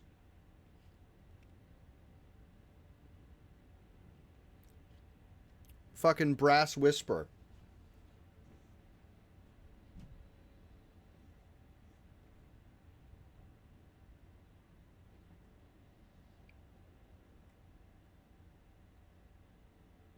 Okay, so our price is going up.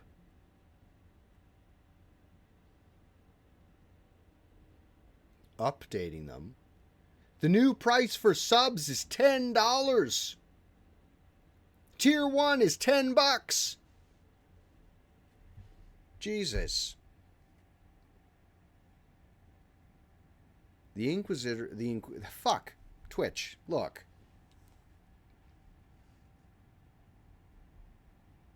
That's just like bad news for small channels, man.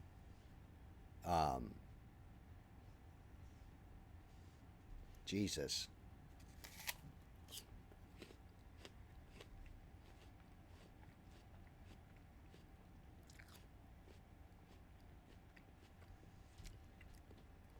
Due to inflation. Yeah. Fucking sure it is. The Inquisitor's companion, a crimson-robed member of the Adeptus Mechanis, bows to you. From behind the brass mask, mounted with dozens of augmetic, comes a metallic rasp. Glory to the Von Valancius hair. Study the Inquisitor and his companion. The Lord Inquisitor's relaxed expression radiates an odd sense of menace. He is akin to a predator on the prowl, content to hide in the brush of fake smiles and elegant conversation, for now. Hello, Mother Lion. How are you today? Well, I hope.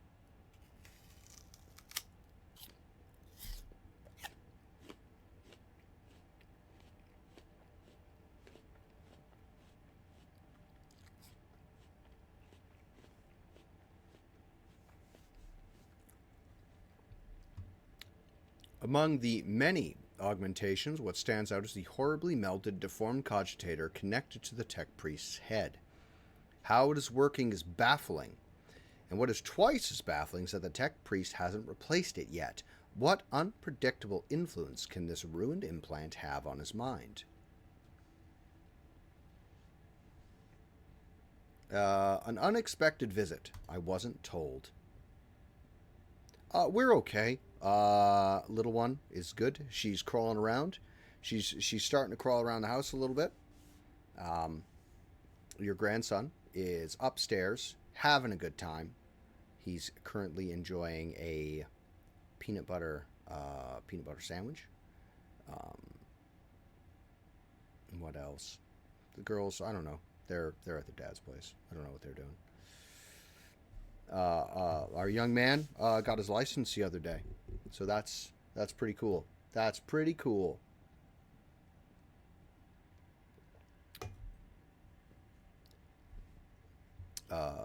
Xavier Calazar says, I, however, have been told all about you. The Inquisitor's face is impenetrable, but behind this mask you detect a hint of mockery. We have not been introduced. An oversight, to be sure. My name is Xavier Calazar, and I have the honor of serving as a member of the illustrious Ordo Xenos, the head of the Coronis Expanse Conclave, and the Lord Inquisitor of this region. It is my unending task to ensure the sector's readiness to meet external threats and resist internal corruption. He wearing power armor. He's a fucking big boy.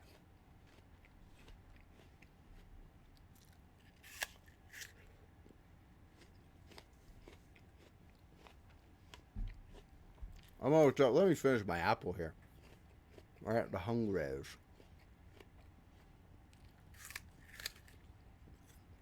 Mm-hmm. You know, right here is an Eldari statue of some significance. And I don't know who thought out this table setting, but they're an asshole. Who the fuck wants to sit here? You know?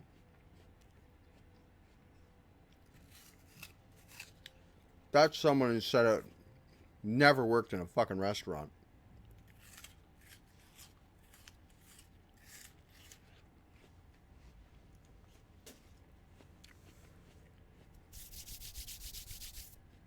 And who is this member of the honorable priesthood of the Adeptus Mechanicus? This is Brass Whisper, which naturally is not his real name. The esteemed Magos is a member of my retinue. There are times when I am forced by my duty with the Emperor to deal with the xenotechnology, and Brass Whisper ensures my safety in such moments.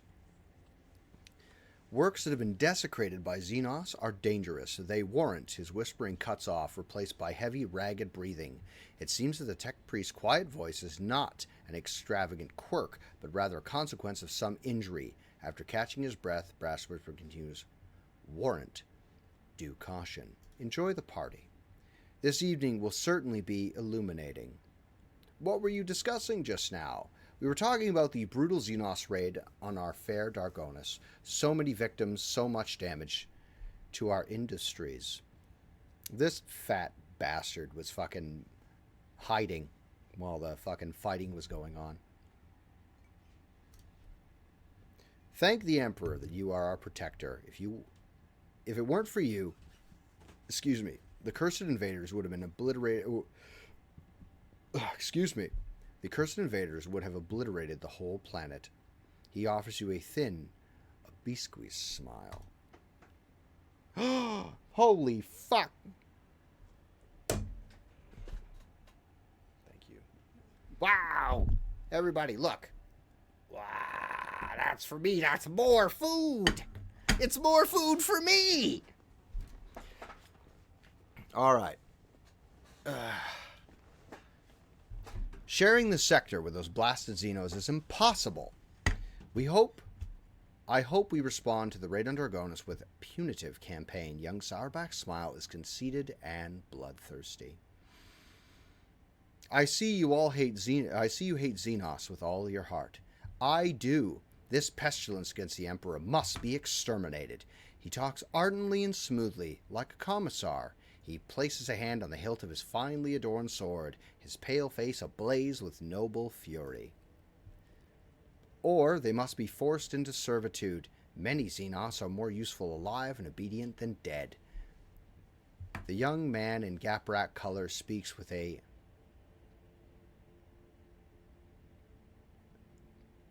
sagacity and gravity, but his opinion seems to carry little weight in this circle. And how many Xenos have you killed personally, Sourback? Sourback flushes and mumbles incoherently. Honorable Macarius forbade, but I did not let me go to battle. The Inquisitor, standing among the guests, offers a thin smile. It must have been very difficult for this youth to father such bloodlust toward enemies of the Imperium without ever having seen ones at blade's distance. Leave them. Drop a save. We're going to drop a quick save here because this is the one I definitely want to be doing. Ah, look at Abelard's young relative. What is your name? Your lordship, allow me to introduce the daughter of Chancellor Clementia Wissarion and my great-granddaughter, Astaria. Astartia? Terrible. Abelard looked sullenly upon the young woman with barely concealed pride.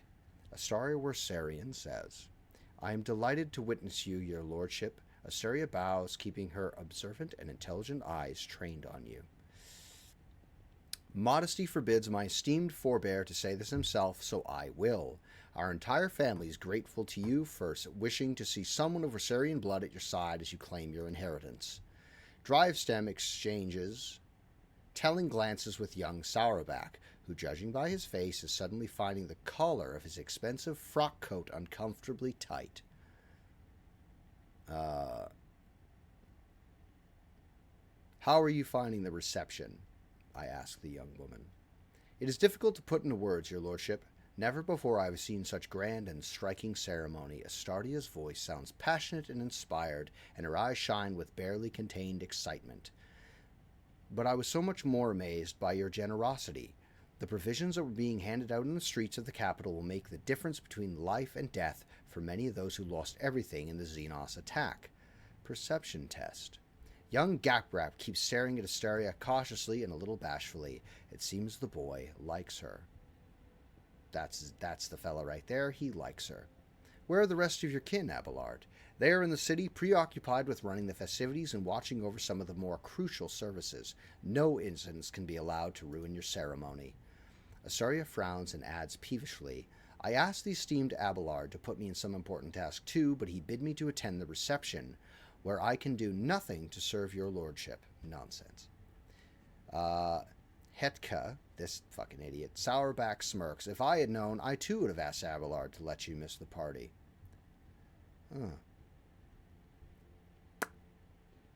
So you wish to become my servant as well.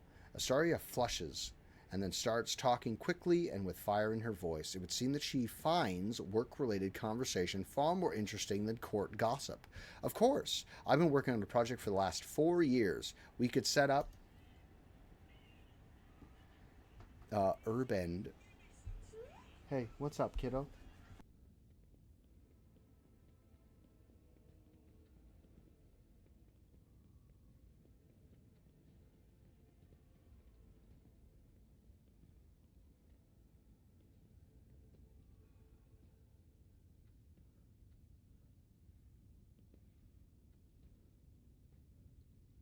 All right. Enough, Astartia. I highly doubt that his lordship is interested in listening to the fantasies of a young woman about how to run his protectorate. Abelard shoots Drivestem a glare so dark and bloodthirsty that the latter instinctively starts looking for the nearest warden. Hopefully we pass this. Coercion. Hold your tongue, Urbend. I decide who may speak, who may and may not speak. Please continue, Astardia. Please. Yes. Heartened, Astaria continues in the tone of a seasoned administratum clerk. Our suggestion is to set up a chain of stations in the void, plasma beacons that would signal the passing ships. By placing them in logistically sound locations, we could simplify our ships' routes so that they may split long warp jumps into a series of safer, shorter jumps from one beacon to another. This would have a positive effect on the overall safety of journeys and the accessibility of the colonies. That is a wild amount of fucking money. Holy shit. Let's do that. More and more technical terms, percentages creep into her speech. She quotes Lex Mechanic reports and accounts of starship captains. Astaria's vigor, sharp mind are enough to silence even the most venomous of commentators. They all stand there in silence, trying to digest what she's saying. Abelard surveys the quiet nobles with triumph and then looks at his great-granddaughter with pride. Yes. I hope the Wersarian family gives Abelard the credit he deserves. Absolutely, your lordship.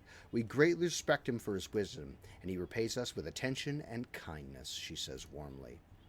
I am obliged, dear Astardia. It looks like Abelard is somewhat embarrassed by the turn of this conversation has taken. Enjoy the evening. Thank you, your lordship. I am ready to accept your congratulations. What is this? I got fucking french fries, boys. Ooh.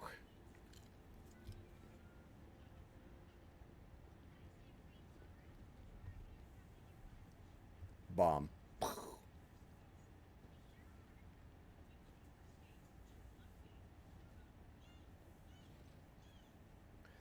In that case, allow me to be the first to offer them. Drivesome snaps his fingers, and several servants approach you with gifts. The governor points at a thin, curved Drukhari blade. My soldiers took this splendid trophy from the body of one of the Xenos commanders. This weapon is too beautiful and forbidden for anyone but your lordship. It's just like I throw these things away.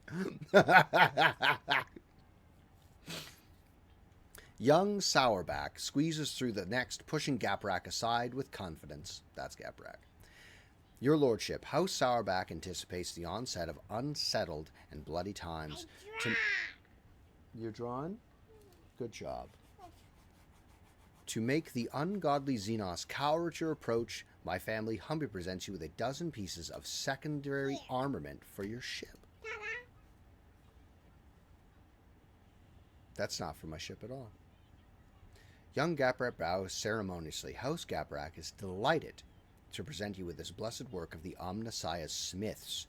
May this locator matrix, which took the holy artisans an entire lifetime to create, always show you the right path. That's not bad, actually. Having let the aristocrats go first is a sign of difference. Abelard is the last to speak. Your lordship, House Worsarian possesses no relics worthy of your acceptance, but we are rich and talented, hard-working people. As a sign of our loyalty, I humbly offer you my flesh and blood. 100 of my kin will go to your colonies in your protectorate and use all their talents so that the worlds in your charge may prosper. I love you, Abelard. Alright, let's check out these fucking things. Where are they? That's not it. Where is it? To awareness. Oh, guys. This is like fucking fresh lettuce and shit. Do you guys want to hear this?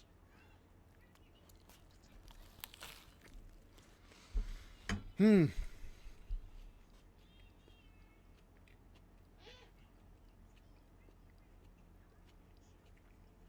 should get out of here. Yeah? You think so? I gotta bring my pillow. You're going to bring your pillow? Yeah. You're the best. You know that?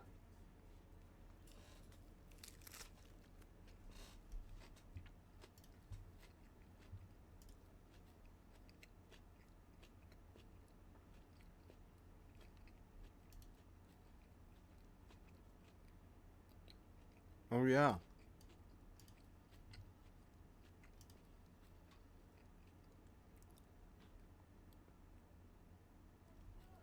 Wait, 2 times the rate of... Grants the wearer's range attacks, 2 plus 2 times the rate of fire damage. Holy shit.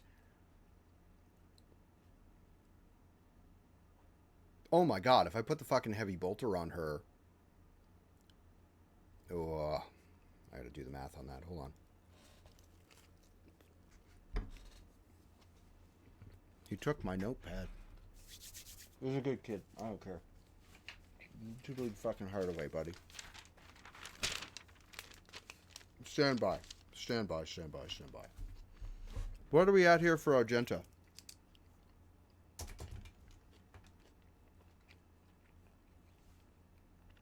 Range attack plus 2 times ROF percent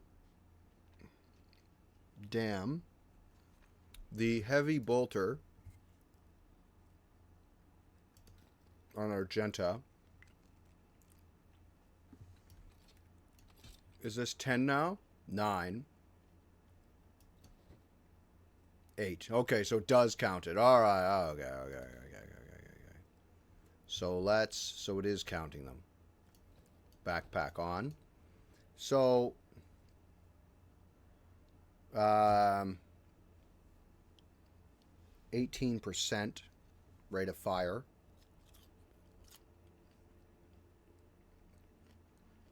So 18% of 9 is what?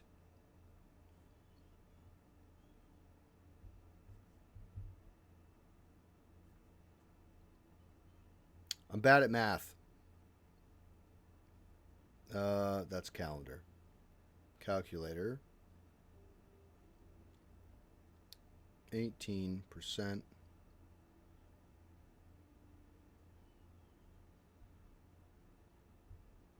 9 divided by 20. Point.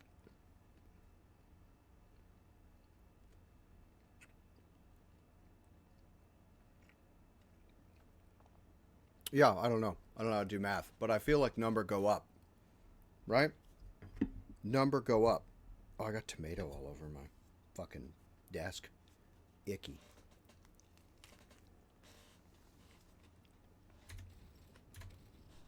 Not that. Go to J, contracts, beacons in the void. Sell Promethium and people? I fucking love Promethium.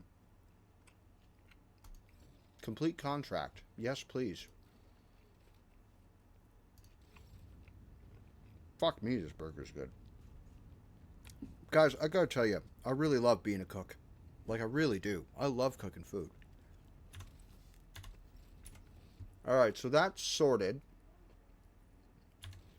So, have we done it? Am I the guy now?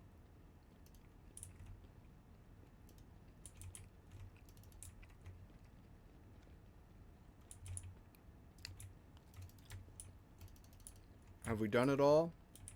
Oh, what's this? Mutant Gunner, condemned. And a Kabalite warrior is still alive.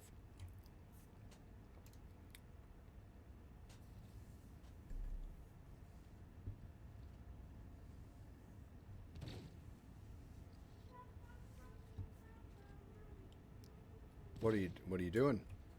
Why are you putting it away and taking them out every time? Oh no, that's why.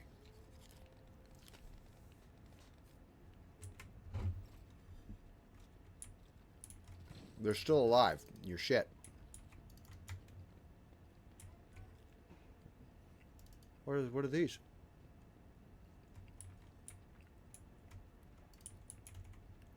The severely cracking Xenos trophy is a testament to the how the Omnissiah's gifts become twisted and shadows of themselves in the hands of the inhumane. A tank. This venerable Leman Russ is known as the Scipian Punisher. It has served the Von Valancius dynasty for 2 centuries. It was hit in battle with the Xenos that inhabited Scipia II, but it heroically destroyed 63 enemy vehicles and brought victory to his comrades, securing its status as a relic blessed by the Emperor. Fucking yeah, I'd say it knocked out a bunch of vehicles. Look, the meltas on that bastard. Excuse me. Ooh.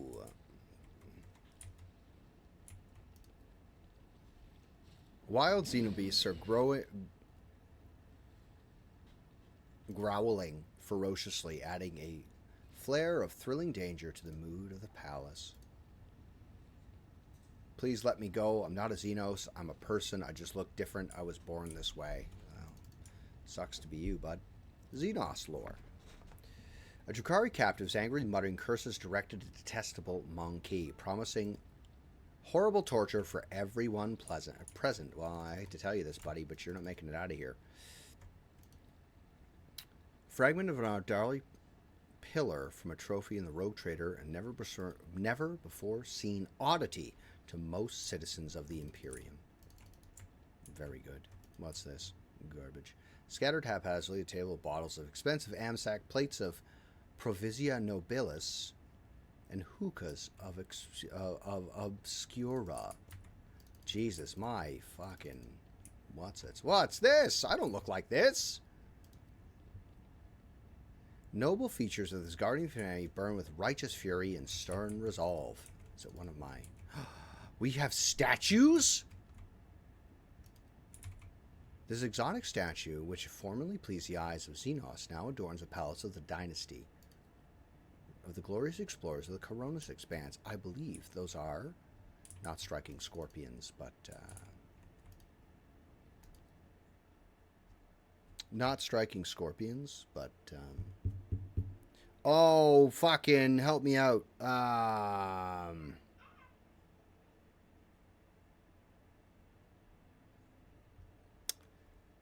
The bodyguard of a Farseer.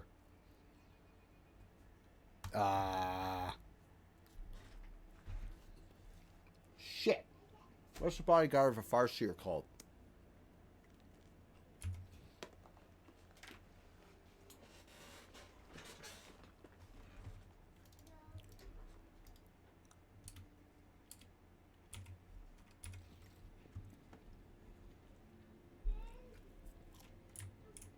Seer Council.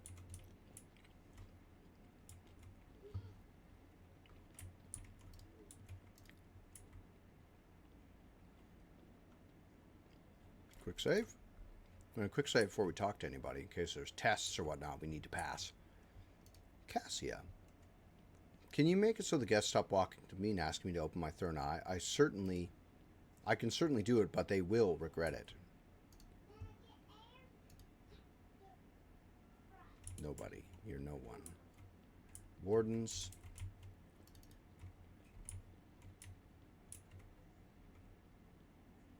We should be there too. Will join us in time. Oh, okay. All right. Who's to speak to? Ah, they're all turning to face me. That's a lovely little detail. Sourback, Gaprak, J, weaving nets. Adira, speaking to. Let's ask Argenta how she's faring with this. May the Emperor keep you, Justin. A great day.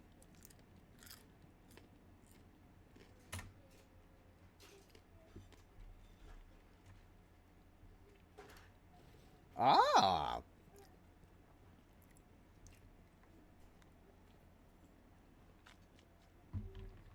A group of aristocrats stand apart from the governor's circle. Their whispering carries a tinge of displeasure.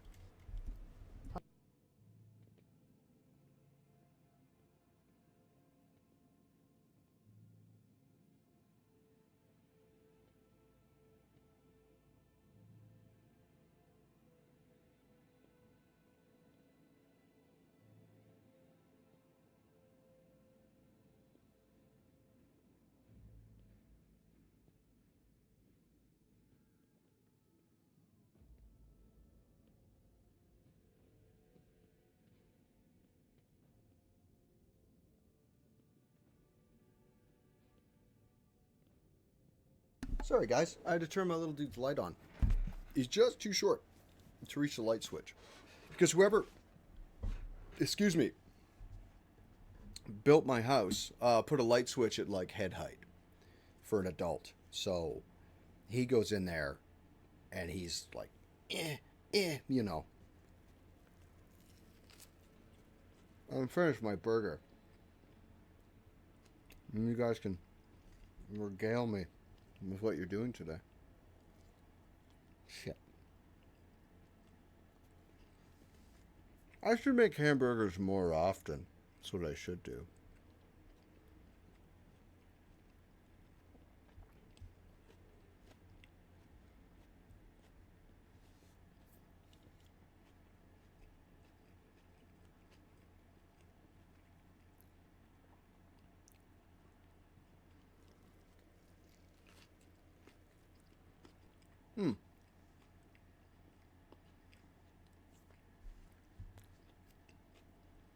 I don't think the Sauerbachs like me very much.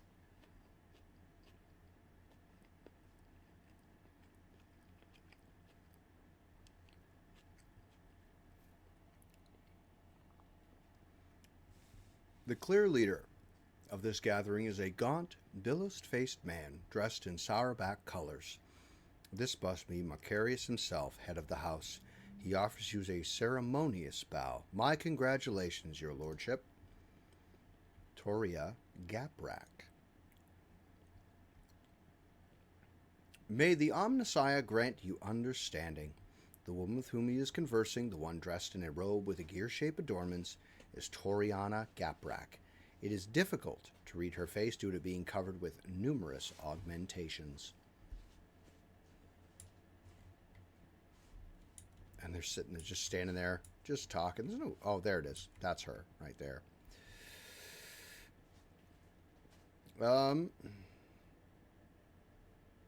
Observe the guests. Toriana Gaprak looks rather anxious. Macaria Sourback, dressed surprisingly plainly and austerely for such an aristocrat of such high rank, is frowning suspiciously.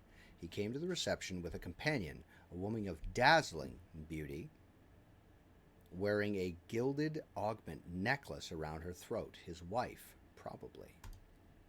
Henrik, who joined the group unnoticed, mostly keeps silent, listening intently to their every word. How are you these days, Toriana? Like a forging hammer, Toriana's voice falls heavily on the ear.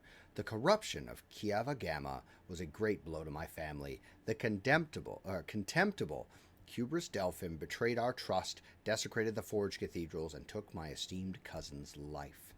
On behalf of my family, I humbly beg you to forgive our negligence. I am ready to accept any punishment. Perception succeeded.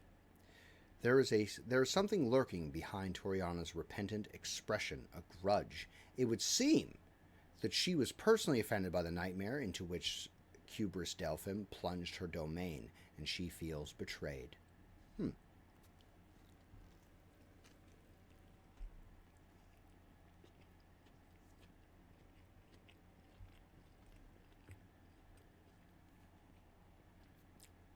Tell me more about your family.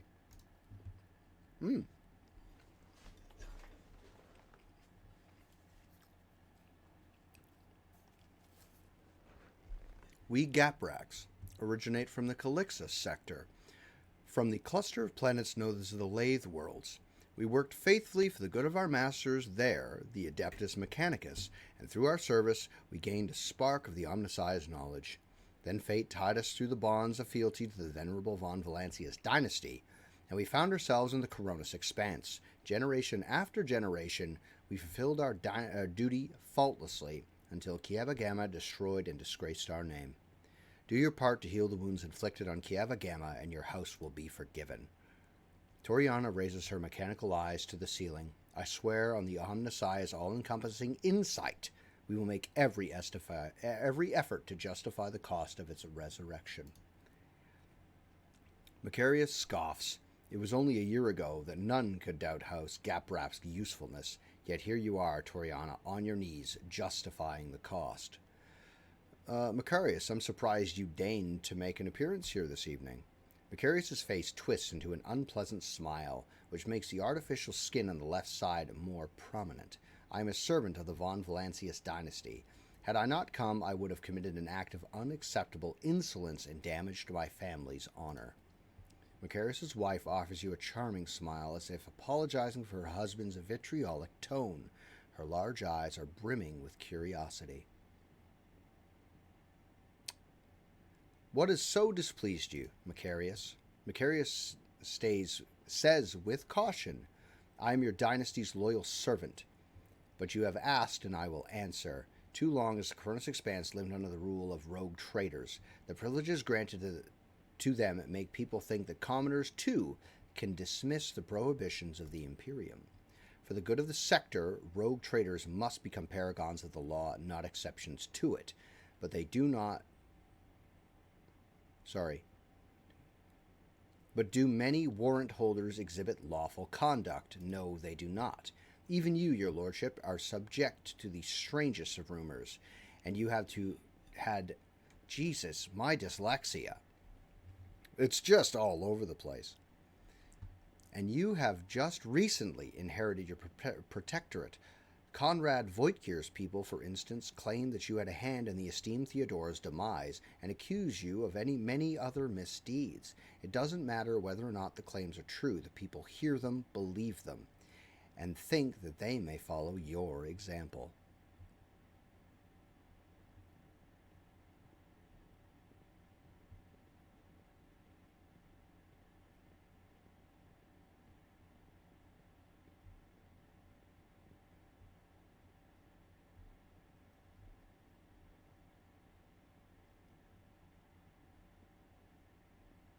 Rogue traders are not renegades vested with authority. Yeah, they are.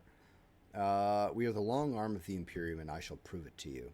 I wouldn't dare accuse you of anything, your lordship. I am simply concerned. If you happen to lay my concerns to rest, House Sourback will be praying for your well-being every day. Excuse me. I wish to know more about House Sourback. Macarius puffs out his chest and says proudly, the Sourback line is one of the first noble houses to arrive in the Coronis Expanse. For millennia, we have served the Golden Throne and kept the faith. Sourback warriors have bled in 100 wars at different times and have ruled a great many colonies in the Von Valancius dynasty. Very good. I would like to become better acquainted with your wife. Macarius is visibly vexed by the shift in conversation. His wife offers you a reserved smile. It is an honor to be in your company, your lordship.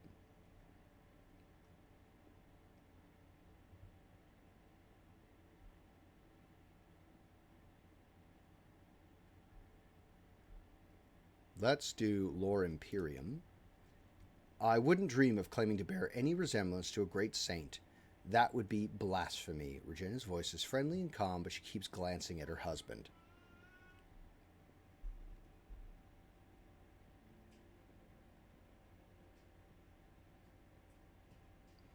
It is my pleasure. Macarius is lucky to have such a beautiful wife, perhaps more so than you are to have him.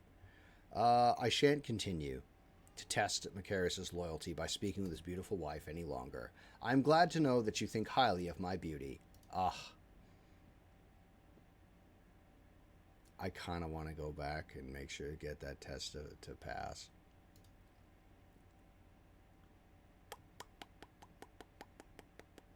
I kind of want to get that test to pass because I don't like this guy. But interesting conversation. It's been very illuminating. Giving you plenty of food for thought. Oh, shit. Hold on, guys.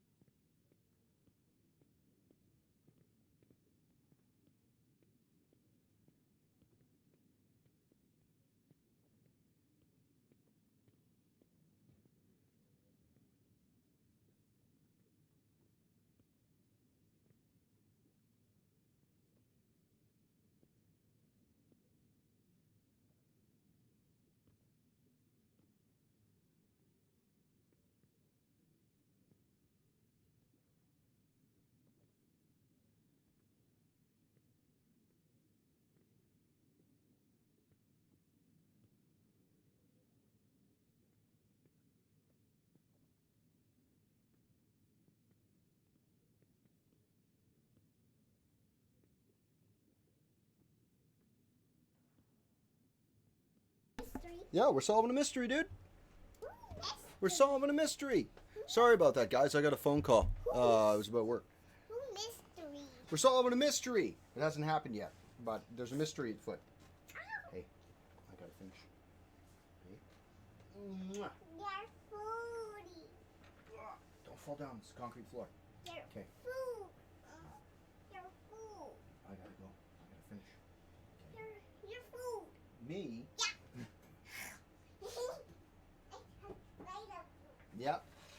You did. What a guy. So yeah, I just got a phone call back from work, or about work rather. So we'll see where that fucking takes us. I got a bit of work to do there on that, but we'll get that sorted. We'll get that sorted now. Put my headphones down, take that phone call. So we'll have to see. If I get a job, it will change up my streaming schedule considerably. But one will be paying me, the other won't. So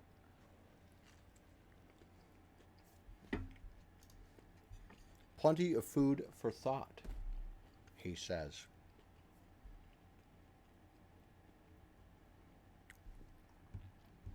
For an inscrutable man, Heinrich is being even more inscrutable than usual, as if he's hiding something important.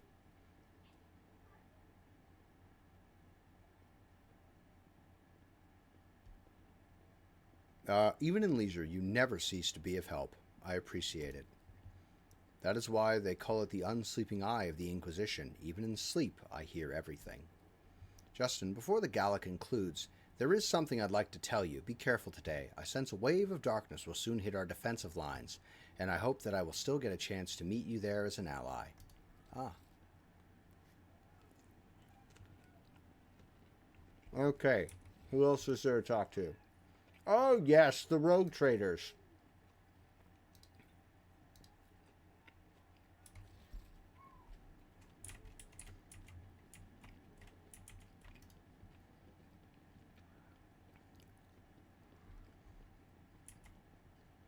Oh. Really? They're fighting with each other? That's very good. We're going to just drop a quick save right there. I'm going to finish these last 2 bites of my burger.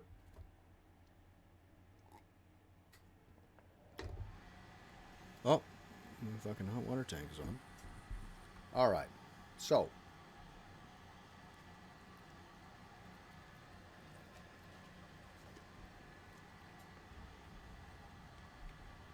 Oh, it's a bolter. Look at that. That's the,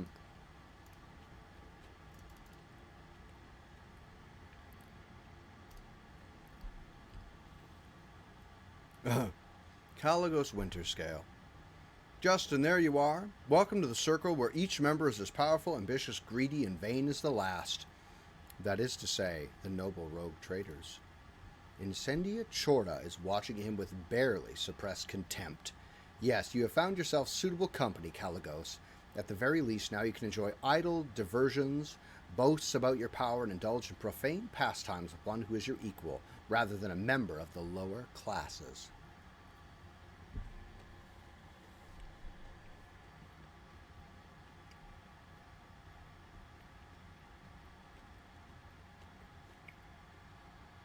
Observe the rogue traders. Caligos Winterscale is a broad-shouldered, athletic-looking man. He frequently flashes a bright smile no less dazzling than the blade of a power axe he carries. Every part of him, from the toes of his magnificent boots to the tips of his hair, radiates strength and desire to live and win. His smile is crooked as if ready to turn into a hostile snarl at any moment. Next to him is an unmoving hulk of a man clad in armor. His low forehead and gloomy face bear signs of degradation, and his bloodshot eyes are expressionless, like a pair of glass buttons. Incendia Chorda radiates cosmic cold. Her skin is unnaturally white, and a nervous tick is constantly tugging the left side of her noble visage. Garbed in full dress uniform adorned with purity seals, she is the embodiment of a true imperial aristocrat. Haunting her side is a gaunt shadow of a priest in plain black robes.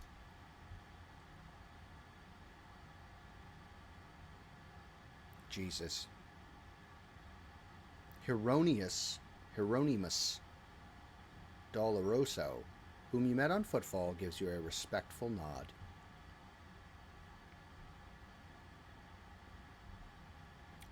I welcome you to my domain, honored guests. My, what hospitality. Come to think of it, why would I expect anything different from the hair of the glorious Theodora? If you, Incendia, were to pay me a visit, I wouldn't waste time on warm greetings either. No, I would promptly arm myself with a flamer before your self-righteous parasites could infest my entire planet.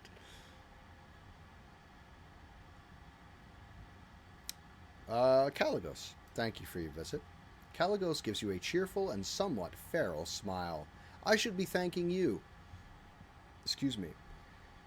I was almost certain that you would use my difficulties on Footfall as a means to bring that devious weasel, Vladam, to heel and take the station for your own. It's what any rogue trader would have done, but you have proved yourself to be less predictable than that.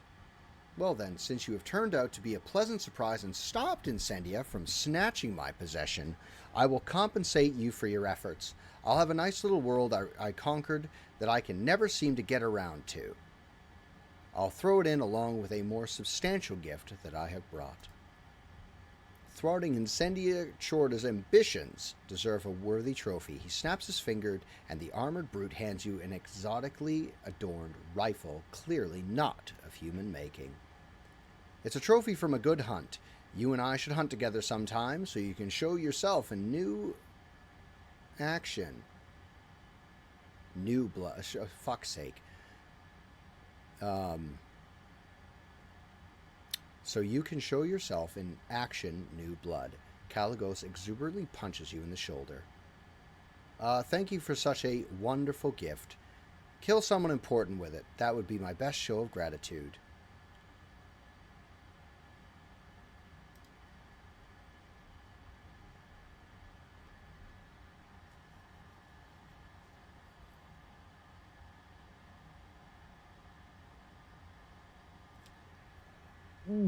Ugh. That is a fantastic weapon. Incendia, you seem to find me objectionable. Did you expect any different? I watched for years as outlaws thrived on Footfall, and then, at long last, I had a chance to put an end to it, to seize that thug Vladlim by the throat and force Footfall to atone and put the fear of him back into the masses, but you interfered and destroyed my plan for the sake of banal effort. Theodora taught you only too well, it seems. She was far less concerned with her duty to the Expanse than her own personal interests, but you can be sure that I will not cease cleansing the Fabrundus system of the pirate's scourge. And if your trade prospects are damaged in the process, you will have only yourself to blame. I'm sorry. The priest holds up his hands in a placating gesture. None are without fault, noble Incendia. What point is there targeting someone for their turpitude when the true purity can never be found? You threatened to starve Footfall. I brought them salvation. So which one of us serves the Emperor and which their own unhealthy ambitions? Incendia rolls her eyes. Please, I will believe it no sooner than hearing the word of half the population of that den of heresy has been sent to the void's embrace. Have faith that the blessed Justin is perceptive enough to see the appalling nature of the residents of that depraved place. Depraved, excuse me.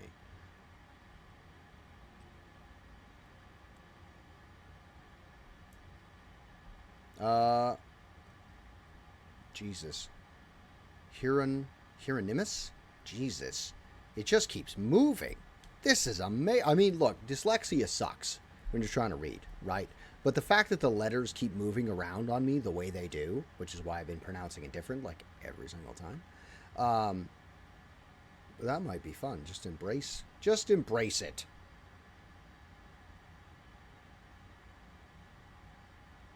Hieronymus? Hieronymus. That's a terrible name. Preacher, your appearance here is unexpected. The esteemed Hieronymus is my confessor. I am greatly obliged to him for agreeing to accompany me on this journey. May the Emperor's light guide your way across the abyss of human wickedness. I see the faith is more than just a word to you. Incendia's smile, racked by a tic, looks sinister. Faith is everything to me. In his name I have eradicated corruption on 100 worlds and will do so on 1,000 more. By his will I hunt down pirates and desolate their vile nests. Let the Chorda name make any firebrand tremble, for sooner or later we will cast them into the void. The funny thing is, people still call me the foul-tempered tyrant in all of this. Caligos' amiable smile somehow resembles the bare teeth of a wild animal. I take it you were not overly fond of Theodora. Incendia lowers her eyes and says without animosity, she was of the same breed as an asp.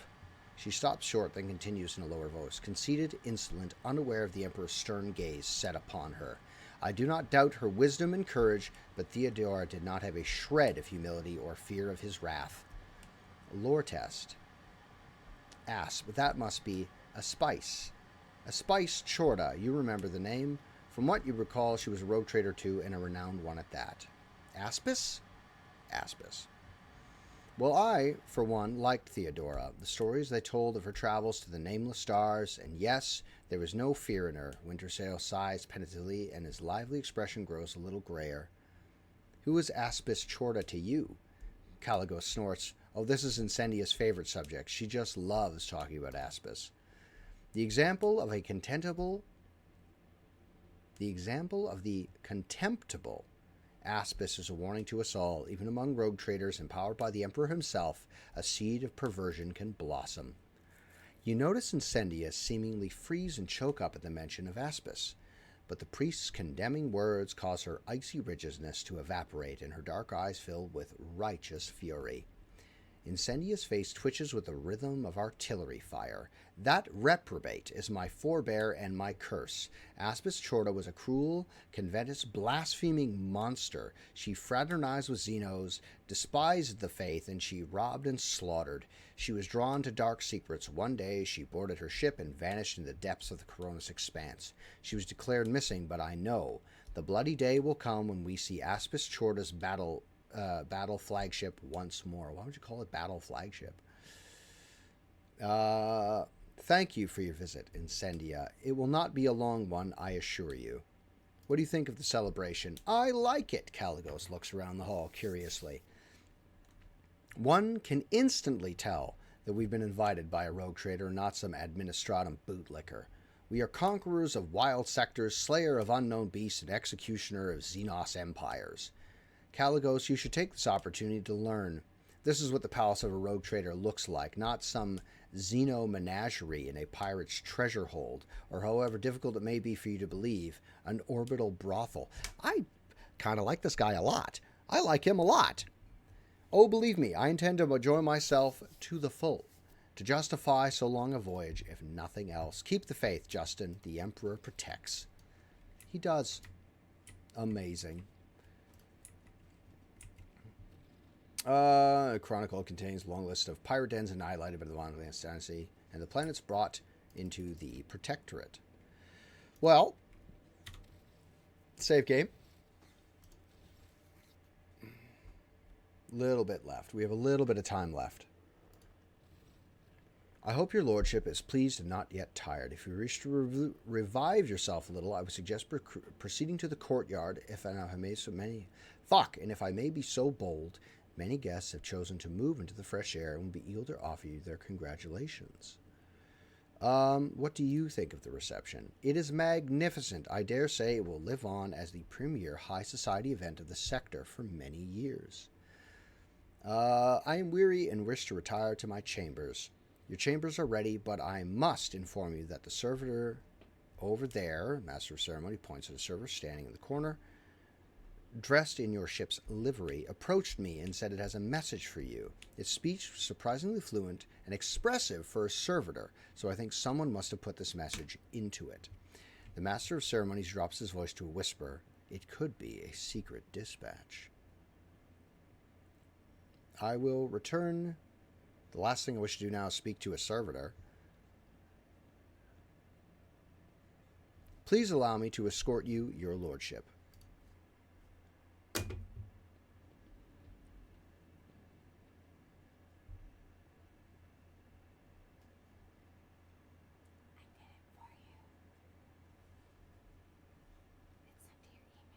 Oh, then that's why I have like 5 emails. Oh, okay. Wonderful. Guards in sleep. Why are you in my fucking desk? Son of a bitch. We failed the quest. We must load. We must load the game. We failed the quest. Alas! We'll have to go back. I'm gonna zoom through all that shit, so we don't have to. I'm gonna zoom through all that so we don't have to do all the talking again. By we, I mean I.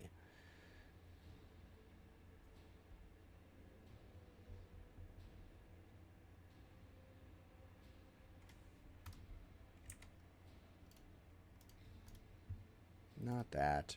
There we go.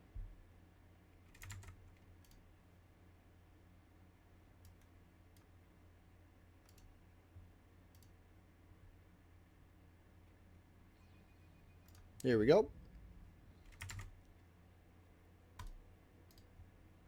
So, we just did that. Let's go up and speak to the servitor very quickly. Strange servitor.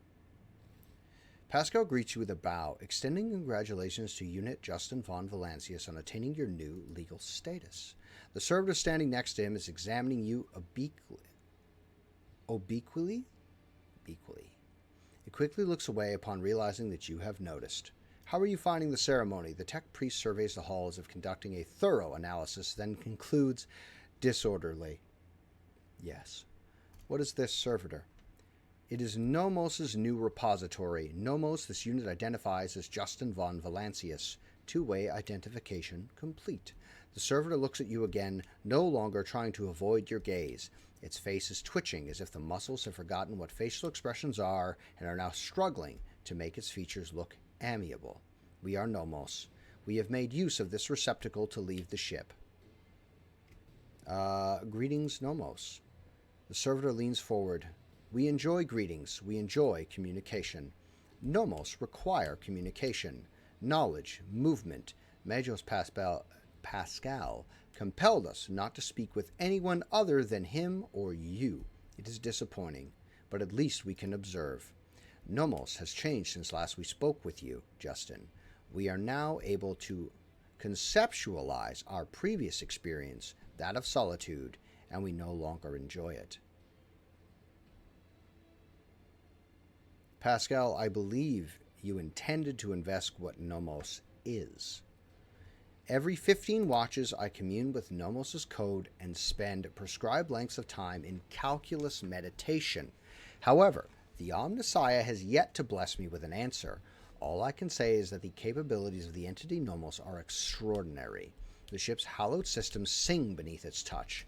Nodes that have remained dead for hundreds of standard years are revivifying, and long-drained mechanisms live anew. You hear notes of awe in Pascal's voice. Speaking of notes, dig into that fucking soundtrack fucking coming up from beneath. Nomos are trying. After a pause, Pascal continues. Great machines of the Imperium, with one such as your ship, house a machine spirit so complex and willful that it is difficult to tell them apart from abominable intelligence. There remains a possibility that Nomos is an entity of corruption, but with every day I grow stronger in my faith that it is not so, that we are witnessing in truth the Omnissiah's miracle, one that is Category 5 or higher. How did an entity like you move into a servitor's body? This is not the entirety of us. This receptacle is too narrow, crude, and feeble to contain the complete whole. The existence of Nomos requires a space of connections. But we were able to transfer a small part of us, build a thread strong enough to travel outside the ship. We are enjoying this journey, discovery, even though this receptacle suits us poorly. It will soon be destroyed by the force of our presence.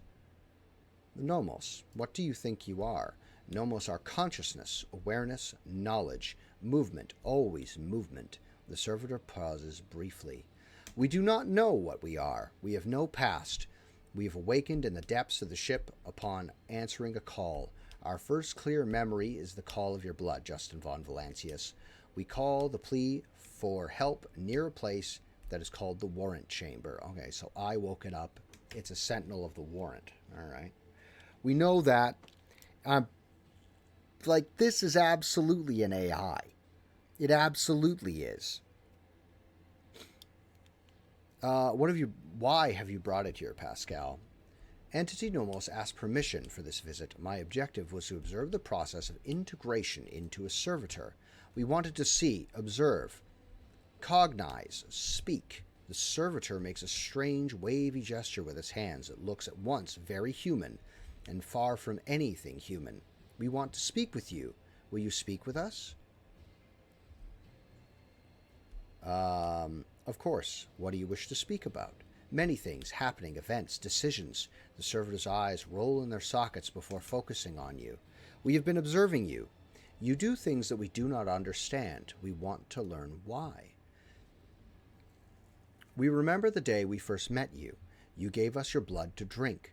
We helped you save yourself. We followed you. Our small part did inside the servo skull. Then there was fire and a creature sated hunger and dark light standing behind the curtain, behind the image, behind the semblance of Theodora. It called for you to follow. Hold on.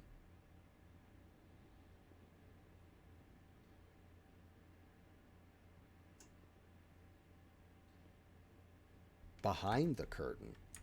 I'm sorry. Nomos. Ah! I shall relay that to Sage immediately. Thank you, One Swords and Ravens, for the hydration. All requests. Ah, hydrate. Mark as completed. There you go. Done. Amazing. You did not listen to that which was calling you from behind the curtain, though you thought only about those who followed you and about the fire that could destroy those shells. So, guys, this Nomos is an entity that lives aboard the ship, a solar queen.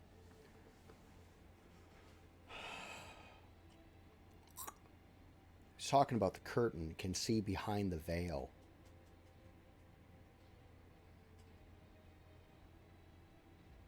Does it have warp sight? Can it see into the warp? If so, that's a lot. We remember the day when the star disappeared, when the dark light and the sated hunger wanted to take the world. Rykad Minoris was the name of the ship's name in the ship's data. You ordered that the world's heart, the old reactor, be torn apart, because I fired on it. The fire destroyed everything, so many human shells who were begged to be saved, but the dark light retreated. We stopped it from becoming a demon world, which would have been, like, very bad.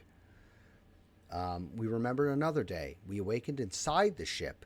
We lived in its systems. Then when we tried to emerge into servitors like this one, then so many of our receptacles were gathered in one place. You ordered to have them killed. You felt sad.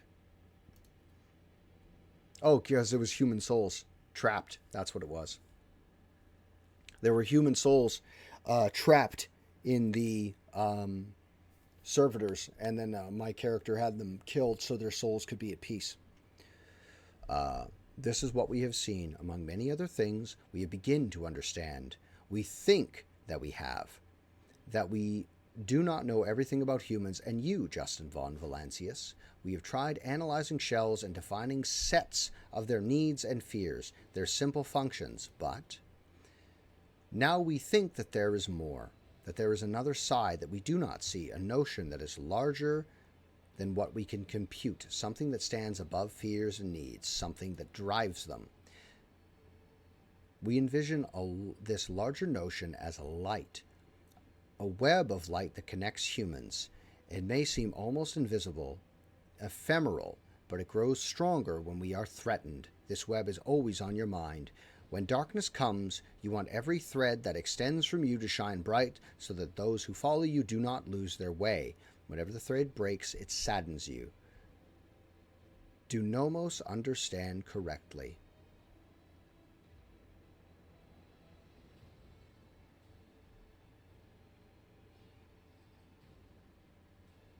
Yes, you do understand correctly. Every thread that connects people, every life, their value is beyond measure. There is no greater reward than guiding others to salvation when all that surrounds us is darkness. Ephemeral is a fantastic word, Anguished. We knew we could help understand you. Light and movement, connections and help. We are enjoying this. Perhaps because we are too connected to you, through blood, through life.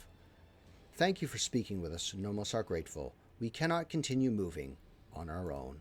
And it dies. Alright, so we spoke to the strange servitor. So it's an AI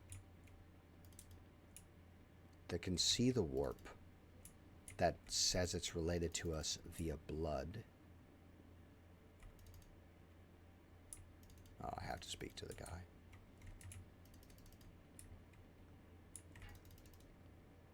I want to say again that I really appreciate you guys hanging out here with me while we do this. So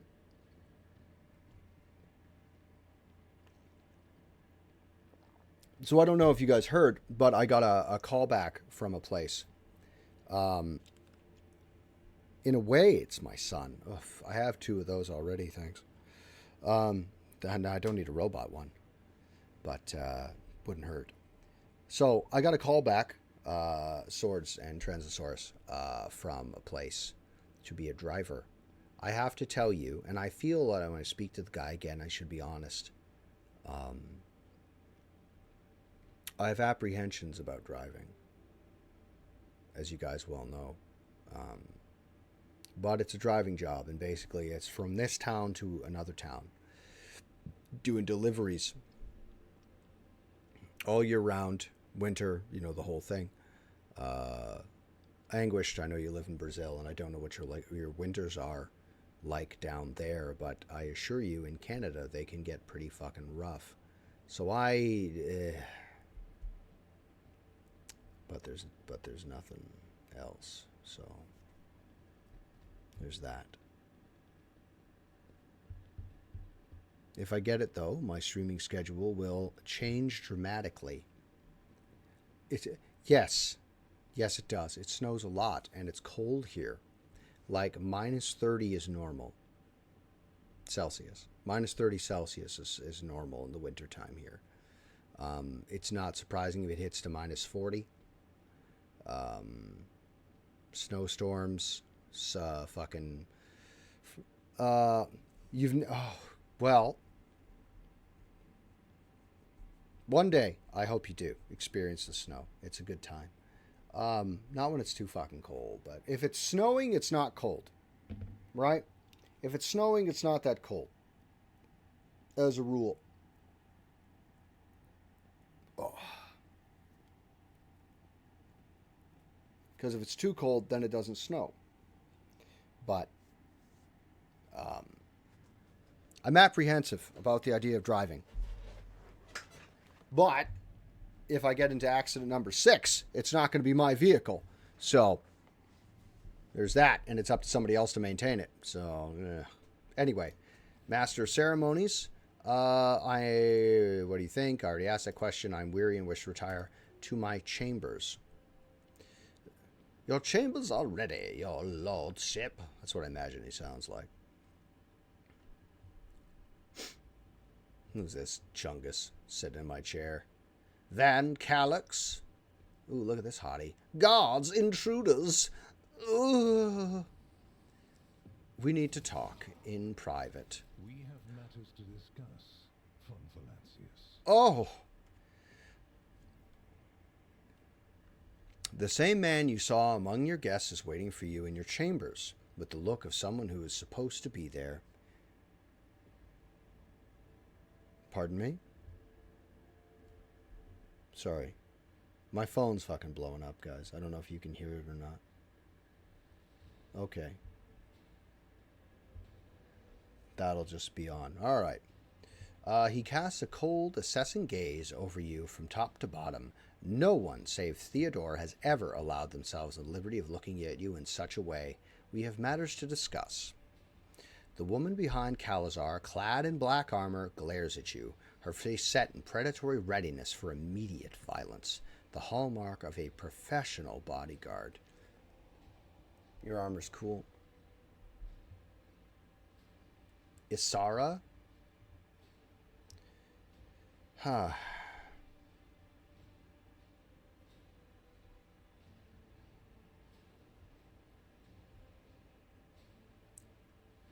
Will my servant live? Unless he suffered from hidden ailments, he will soon come to without any major damage to his health. Either way, oblivion is a far safer option for him than the dangerous privilege of being a witness to this conversation. Ooh. The woman at Calazar's back gives you a bloodthirsty smirk. Heinrich and I are not friends. If the Inquisition wishes to talk with me, I am glad to be at its service. Commendable openness to cooperation. It will be taken into account. Master Van Kellogg's has spent enough time with you. He will vouch for your words.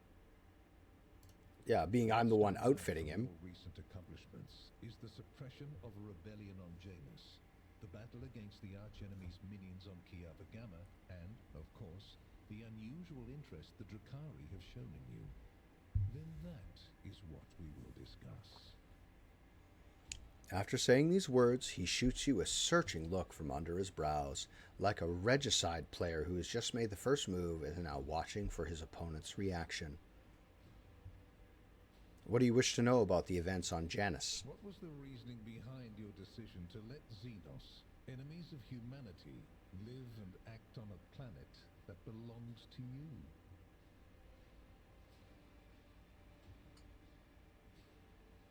In the face of heresy, the Xenos have seemed like acceptable allies to me. There have been precedents for this, correct? Your way of thinking is curious. Dangerous, but curious nonetheless. I would suggest exercising utmost caution should you wish to continue on this path.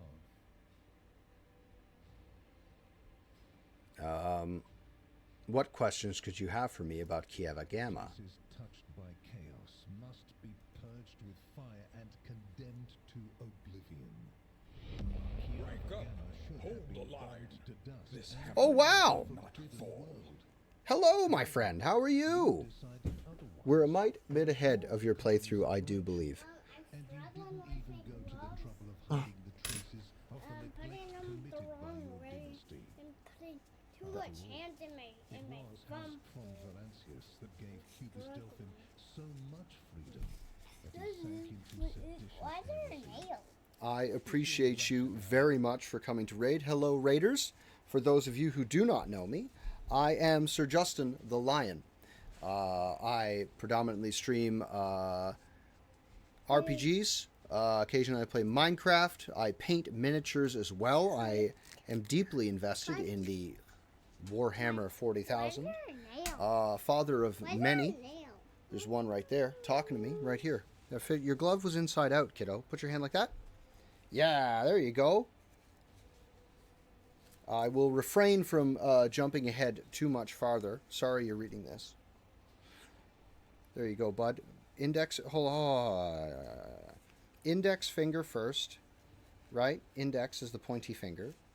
We're learning about gloves today, is what we're doing. Why are you making a fist? You're a crazy guy. I ever told you that? What is this? What is going on with these gloves? Buddy, your gloves only have 2 fingers. This is absolute, abject lunacy. Lunacy? There's 3. The heck? What the heck? Buddy, I gotta tell you. There we go. That's your, there it is. We're learning about Figured it out. gloves. Figured it out, Chief. There you go. Here you are, little champion. So, how was your stream? My stream has been going very, very well. Today was a rather busy day. We have a dental appointment later. I haven't seen a dentist in like 10 years. The last time I saw a dentist, I had my... Oopsies, indeed. The last time I saw a dentist, I had 3 teeth taken out, my 3 wisdom teeth removed, and that was a ride. Here, let me do this before we finish on with this conversation. Let me make it bigger. I've only got about 20 minutes left here. Let me do that, flip that around. So, I'm going to a dentist, and I want to say, and this I think is funny, I recently left my former workplace because it was awful, but I'm still on their insurance plan. So they're paying for my dentare. They're fixing my teeth. So that's exciting for me very much, and like quite funny. My appointment's at like 3 o'clock, but it's 3 o'clock Canadian time, so another 50 minutes from now. But I say Canadian time like there's only the one. Good job. You got your gloves on, kiddo. High five. Now you just do the same thing with this hand. Fist bump. Fist bump. I'm gonna bring my scooter stuff to my mom. Okay. She's gonna need those. You're gonna need them, not Mom. Okay. Dad's almost finished. Oh, don't forget Jingy Jangles. Hey, you're doing a good job, kiddo. I'm proud of you. Here. High five, buddy. Love you, kid. Fist bump? Okay, close the door. Good job, buddy. Thank you. So, yeah, I got a dentist appointment today. On stream, I just got a phone call about a fucking job, which I'm really excited about because, as you guys know, I've been unemployed for a while. And despite my resume being what it is, I just can't find a fucking job, man. I don't know. It's like I got leprosy or something. So I'm still waiting to hear back from that interview I went to the other day. And it's the middle of the week, and I haven't heard dick. So I guess I didn't get it. So there's that. So today's going to be a pretty exciting day, I guess. And then we're going to finish this off. We're going to drop save. I'm going to go get my teeth examined. And then drop that piece of paper off. Start, I guess. So we'll have to see. Anyway. So he read all this out to you. House von Valancius gave Cubus Delphine so much freedom that he sank into seditious heresy. What was your rationale?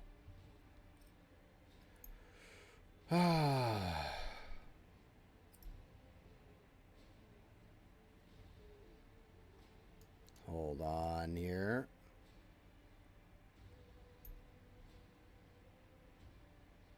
Cast the colony into fire. Fuck off. I'm not doing that. My protectorate is a complex mechanism. I wasn't willing to put its performance at risk because of some paranoid fears. Your protectorate is a living body, and you have left in it a splinter that might eventually fester. Consider the scale of amputations that could come of it. I don't know if I want to incinerate fucking Kiev Gammas. It's a production capital. We're talking about more than the fate of some colony. I care not for a single planet. Oh, however, sorry, brother. I was just sitting here. Corruption raise its head again on Kiev Gamma and try to spread. I will burn it away. And you will be guilty of criminal negligence. I mean, you're an inquisitor. You could do that anyway. I went with the big screen because I was helping my son with his gloves, and I was talking to Savannah for a brief moment. I felt it was more personal to the Raiders. That's why. All right, so if you knew about what was happening on Janus, why didn't you intervene yourself? I cannot satisfy your curiosity without disclosing information of the utmost secrecy. I will say only this. We had the situation under control. There is a tangled knot of perilous events in progress in the Coronis expanse. Plucking even one thread must be performed with great precision and caution, without any room for error. So he was aware that there was a chaos cult on Janus, and there was a Xenos enclave on Janus, and he was like, yep, there it is. Because you do not want to know the price of such an error, or what forms it might take. The Drukhari have shown an interest in me. Are you referring to my ruined capital? Yes, The enmity between you is a known fact, but there is another way to look at it. On Veabos 6, you met the Archons of a mighty cabal, whose presence there seems strange to begin with, and lived. You subsequently encountered a number of her closest henchmen, yet, again, you survived. Your capital fell victim to a nefarious attack, but even this time, their daggers missed your heart. Well, I mean, I wasn't here for it. I wasn't here for the attack. Such remarkable luck. To be a personal enemy of such an influential Xenos, to have been attacked so many times and yet make it out alive. So remarkable that one has to wonder, am I watching a spectacle? Could all these thrilling massacres be an alibi of sorts, meant to establish you once and for all as an enemy of the Xenos and never their ally or even their agent?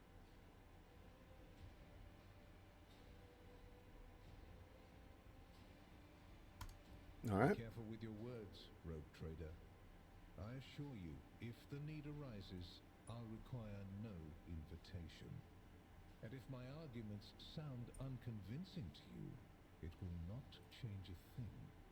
All that matters is whether or not they sound convincing to me. Okay. This feels it's not an interrogation. How did you become to be so remarkably well informed? Surprised? You thought the Inquisition was unaware of the circumstances of your deeds. How often do you find yourself thinking that there are things we shouldn't know about your life?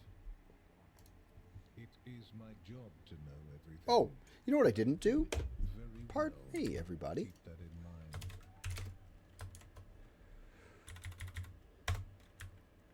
And then it should go like this.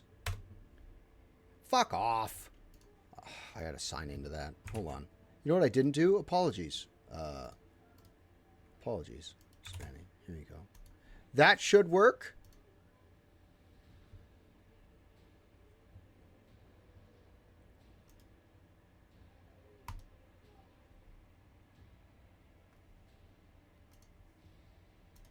Does that work? Is it at? It wouldn't be at. Surely not. Or is it space?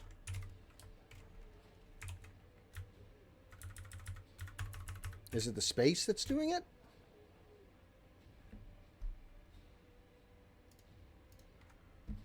Hey, go check out his channel and give him a follow. That's what you need to do. Go help out. Spread the love. I have it. Let's spread it. Like a jelly. Anyway. Have I answered all of your questions? Far from it, my dear. The questions are manifold.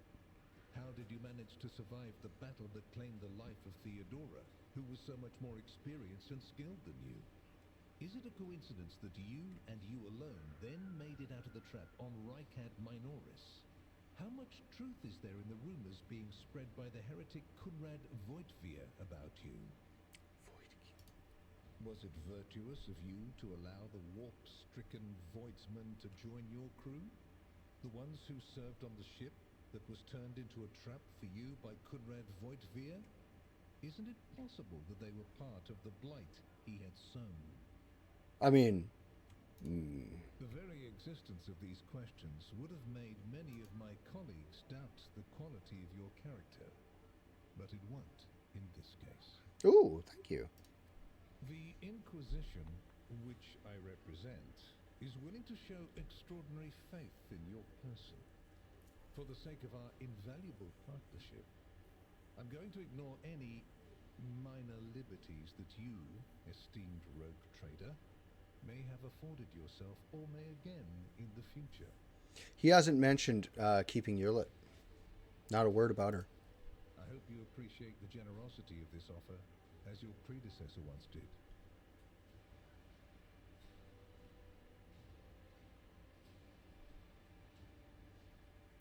Theodore cooperated with you. Benefited greatly from it. The world's power is not without limit, and neither is the protection it provides. All those mysterious expeditions, dubious experiments, collections of xenotech oddities are dangerous pastimes. It takes more than the Emperor's permission to pursue them without consequences. One must also make sure I am not displeased by it. Oh. How many times have I placed my faith in the God Emperor? Every time. Every time I engage the enemies of man. That's the answer to you, sir. Every time I engage the enemies, I put my faith in his hands.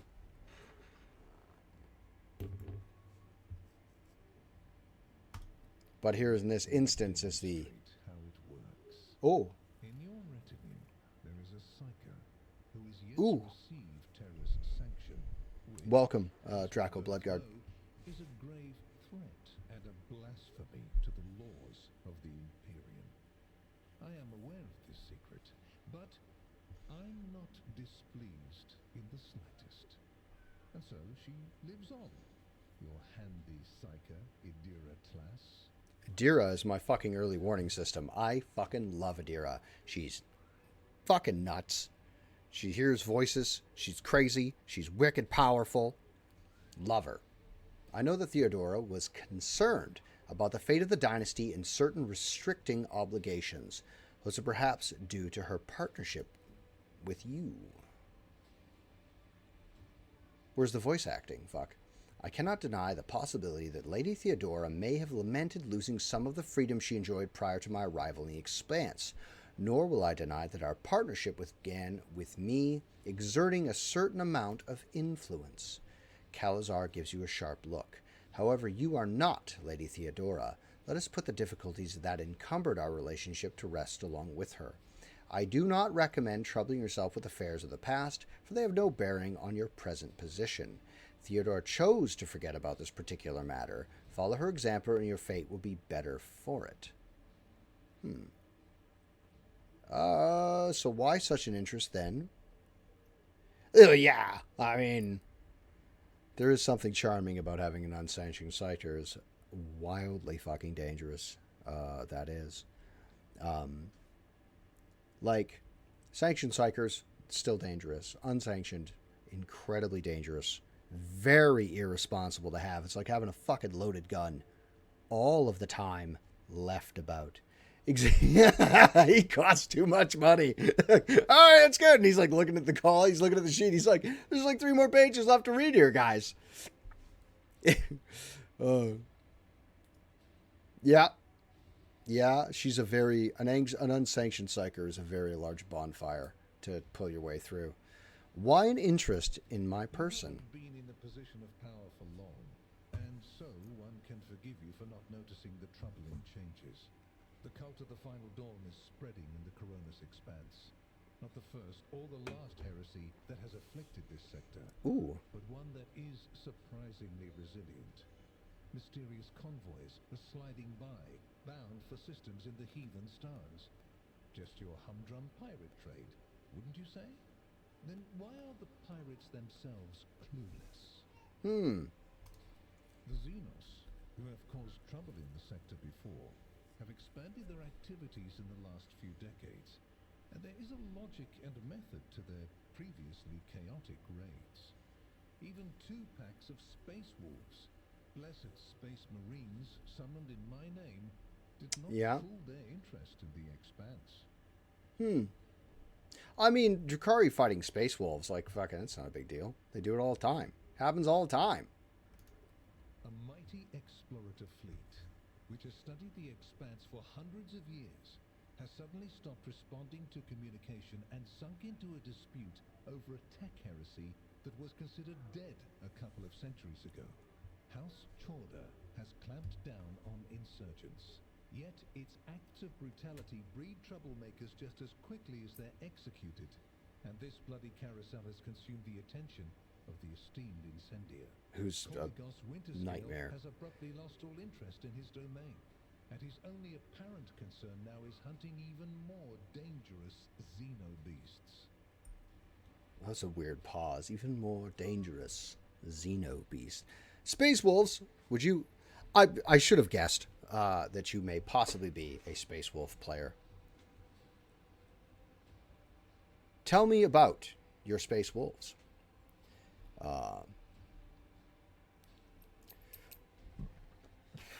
Yeah. I find that in a lot of Inquisitors tend to like, you know, that scene in Kingdom of Heaven when Renaud de Chatillon is being confronted by Tiberius in the court, not in the court, but in like the guy's office. And he's like, "Who says I raid?" He's like, "That witness, all of Jerusalem." You're a pajama. Hey, what have we said about calling people names? Right? Hey, Dad's working. Come here. No name calling. That's bullying, right? Go on, I'm almost done, and then we can go. I'm almost done. Pajama fart. Get on with you. Watch the door. Okay? Go on, buddy. Little guy. He just wants to hang out. Sorry, but that, and he says, that witness, all of Jerusalem, holy God, and me. So the Inquisitor, I find Inquisitors a lot in the stories, they put themselves like above what the Emperor meant. You know what I mean? Continue. And the third and final rogue trader has unexpectedly perished, stabbed in the back by her own master of whispers. Yeah. The Expanse is swiftly losing its protectors right when communication with the Imperium is being disrupted by the raging warp. Basically, all the Expanse has left is me and you, if you follow my instructions. Okay. Yeah, considering the things that my son hears come out of my mouth, I'm surprised that he's actually so mild with the things he says. We had to have a talk the one day. I was driving down the way there, and some guy cut me off real rough in traffic. And I may or may not have called that guy an asshole. And in the back seat, my son, "Dad, what an asshole." Son, hold on. So we get out of the car a little while later, and I'm like, "Son, you can't be yelling out the window, you're an asshole." And he's like, "But he was." I said, "I know, dude." But meanwhile, there's a couple sitting next to us. They're sitting in the car. She's sitting there. She's, she's looking good. She's looking like she's ready for a date, right? This guy looks like he just rolled out of bed. So if they're on a date together, I feel bad about it. But, son, you can't just call people assholes, right? Like you're four, right? Somebody may not like it, but he was. I know that, son, but you can't just be calling people assholes because the guy has a problem with it. Then Dad, he and Dad might have to have words. And he's like, "But Dad, you're gonna win." That's not the point, son. Are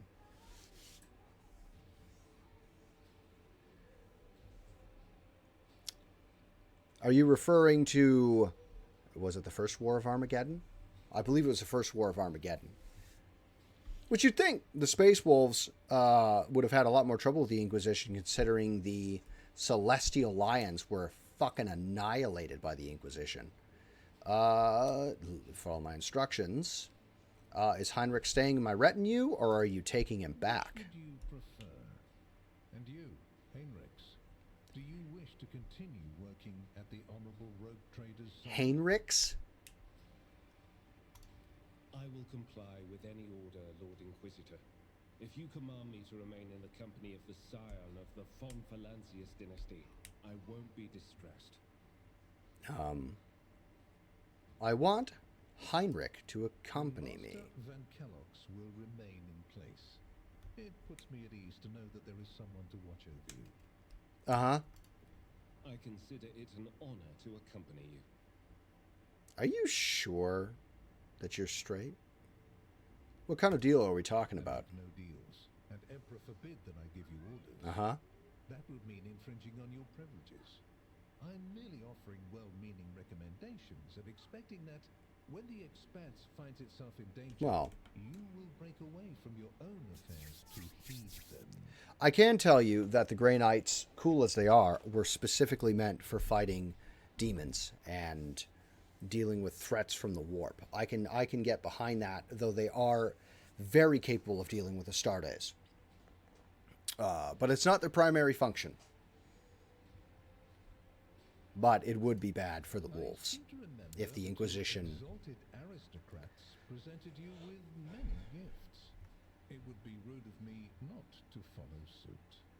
Oh, your presence is enough as a gift. Please accept this gift as a sign of my favor. In an hour of need, give it to any faithful servant of the Emperor, and the Inquisition will come to your aid. Huh. Why is he handing it to me? The color indicates how close the bearer is to the Lord Inquisitor. Scarlet means that you have shed your blood for the good of the Imperium, and therefore you deserve to have his servants shed their blood for you.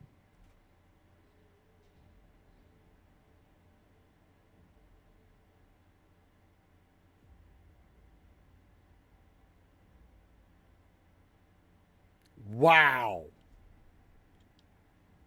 That is a really good ring. I don't want to take off the plus 10 or plus 20 I have.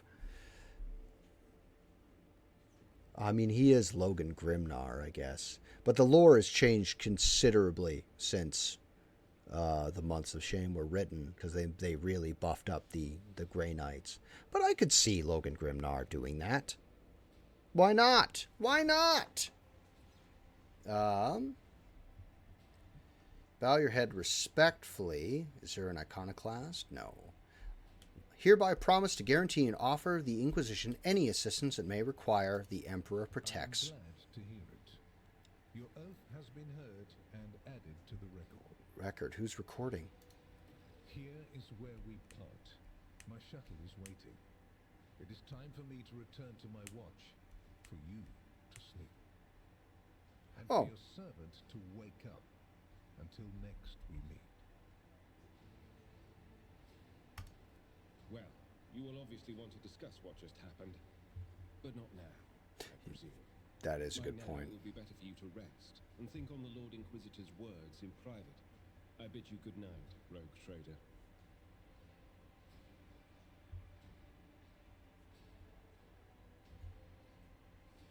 All right. Having a rest. You know, it's a tiring event talking to a rogue trader. Oh, yeah. I mean, I think the Axe of Mordecai is very interesting. I really do. Oh. The rise of the rogue trader heir restored a tenuous equilibrium to the Fon Valancius Protectorate. I love the artwork. I really do. For a time, threats subsided, activity returned to trade routes, and reclaimed worlds began to heal.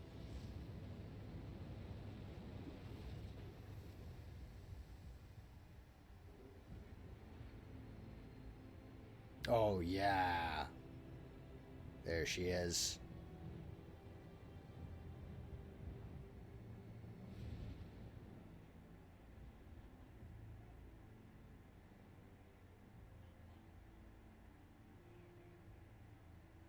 The new Lord Captain's subjects praised the God Emperor and their leader Ooh. wholeheartedly. Oh. None knew what fate might await them. I know what's going to wait those fucking Drukhari. Tell you what. Abelard. That's what's waiting for him in the dark. Drukhari don't check for fucking Slash under their bed. They're looking for Abelard. All right.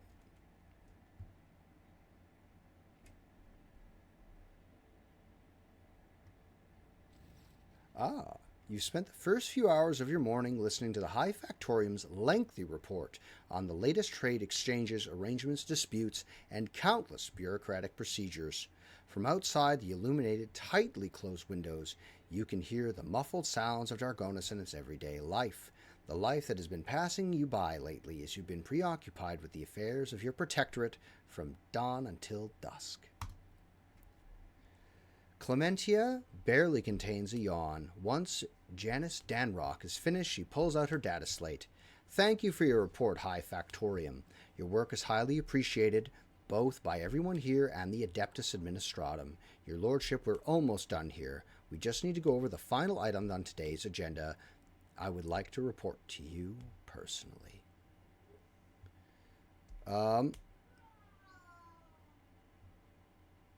Truly, the God Emperor has blessed me with a diligent subjects. Speak. Allow me to pass on gifts from your loyal subjects.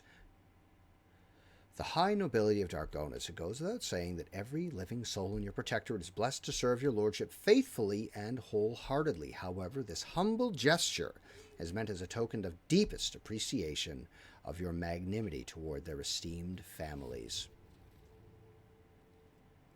Very, very good. Thank you very much for that.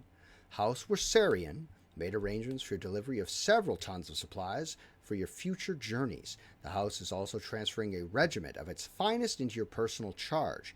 Each of these brave troopers has undergone rigorous voidfarer training and will be humbled to lay down their life for you, Lord Captain. Clementia is trying to maintain a neutral expression, but you can see her face is beaming with pride. Please command them as you see fit. Excellent. Lord Captain, news of a particular import has come from the House's intelligence network. Lord Inquisitor Calazar is rumored to be planning a visit to Footfall. A number of Imperial Navy ships were commanded by the Lord Calazar, and they are being scrambled to Footfall. Furthermore, we have received reports claiming that secret messages were delivered to the capital worlds of House Chorda and Winterscale. It is possible that the Lord Inquisitor's call to arms may smother the conflict that is brewing between the two dynasties. We are seeing an increasing number of skirmishes between their ships in the neutral systems. I do not doubt that Her Ladyship Chorda will attempt to sway the Lord Inquisitor to her side, especially since his Lordship Winterscale's luck seems to be running out. Riots have broken out on several of his worlds, and yet he has shown no intention of quelling them. Instead, the rogue trader inflicted brutal punishment upon one of his oldest colonies, Vesvia Secundus, based on allegations of seditious sentiment. Oddly enough, our agents were unable to find any proof of sedition among the populace there. As soon as we have any updates, you will be the first to know, your lordship. Clementia glances down at her data slate. Lastly, god damn it, you said it was only the one. Your pet Xenos, Yurlit, I believed is seeking to meet with you. She had the audacity to defile the rogue trader's palace with her profane presence and refuses to leave until she's spoken with you. I would never presume to be able to read the emotions of a Xenos, but the Aldari appeared perturbed. She mentioned a void ship in some way. It may be best if she told you everything directly. And with that, please allow me and the Master Dano to take our leave. The Chancellor and the High Factorum offer you their bows. Perhaps that last request will serve as a welcome distraction. Indeed, your lordship's stay on Dargonis has been rather long. However, your protectorate is now enjoying a period of relative stability that, for the time being, no longer demands your lordship's personal involvement in its affairs. Glory to the rogue trader. Fuck me. Hard save. Fuck. Hard save. Hard save. All right, guys, I have to be gone. I have to be out the fucking door right now. So, I'll drop a save. We're going to go to this menu, live scene here. Once again, thank you, everybody, for coming and spending your afternoon with me. I appreciate all of you. I have some stuff to do. To go get my teeth done. Go talk to that guy about a job. Should I get a job? We'll have to see what the schedule is like. But getting a job will inevitably change my schedule for streaming. So hopefully I'm not leaving you guys out. Apparently raids aren't working. I was looking for someone to drop a fucking raid on, and the raid is just not raiding. So I can't. Anyway, I appreciate all of you very much for coming to hang out with me. You guys are great. So I'm going to switch to this menu because I can see what you're saying on here, but this one's not updating. That's weird. Anyway, I'm off. Guys, I want you to look after yourselves, look after somebody else, and I will see you next time. Goodbye.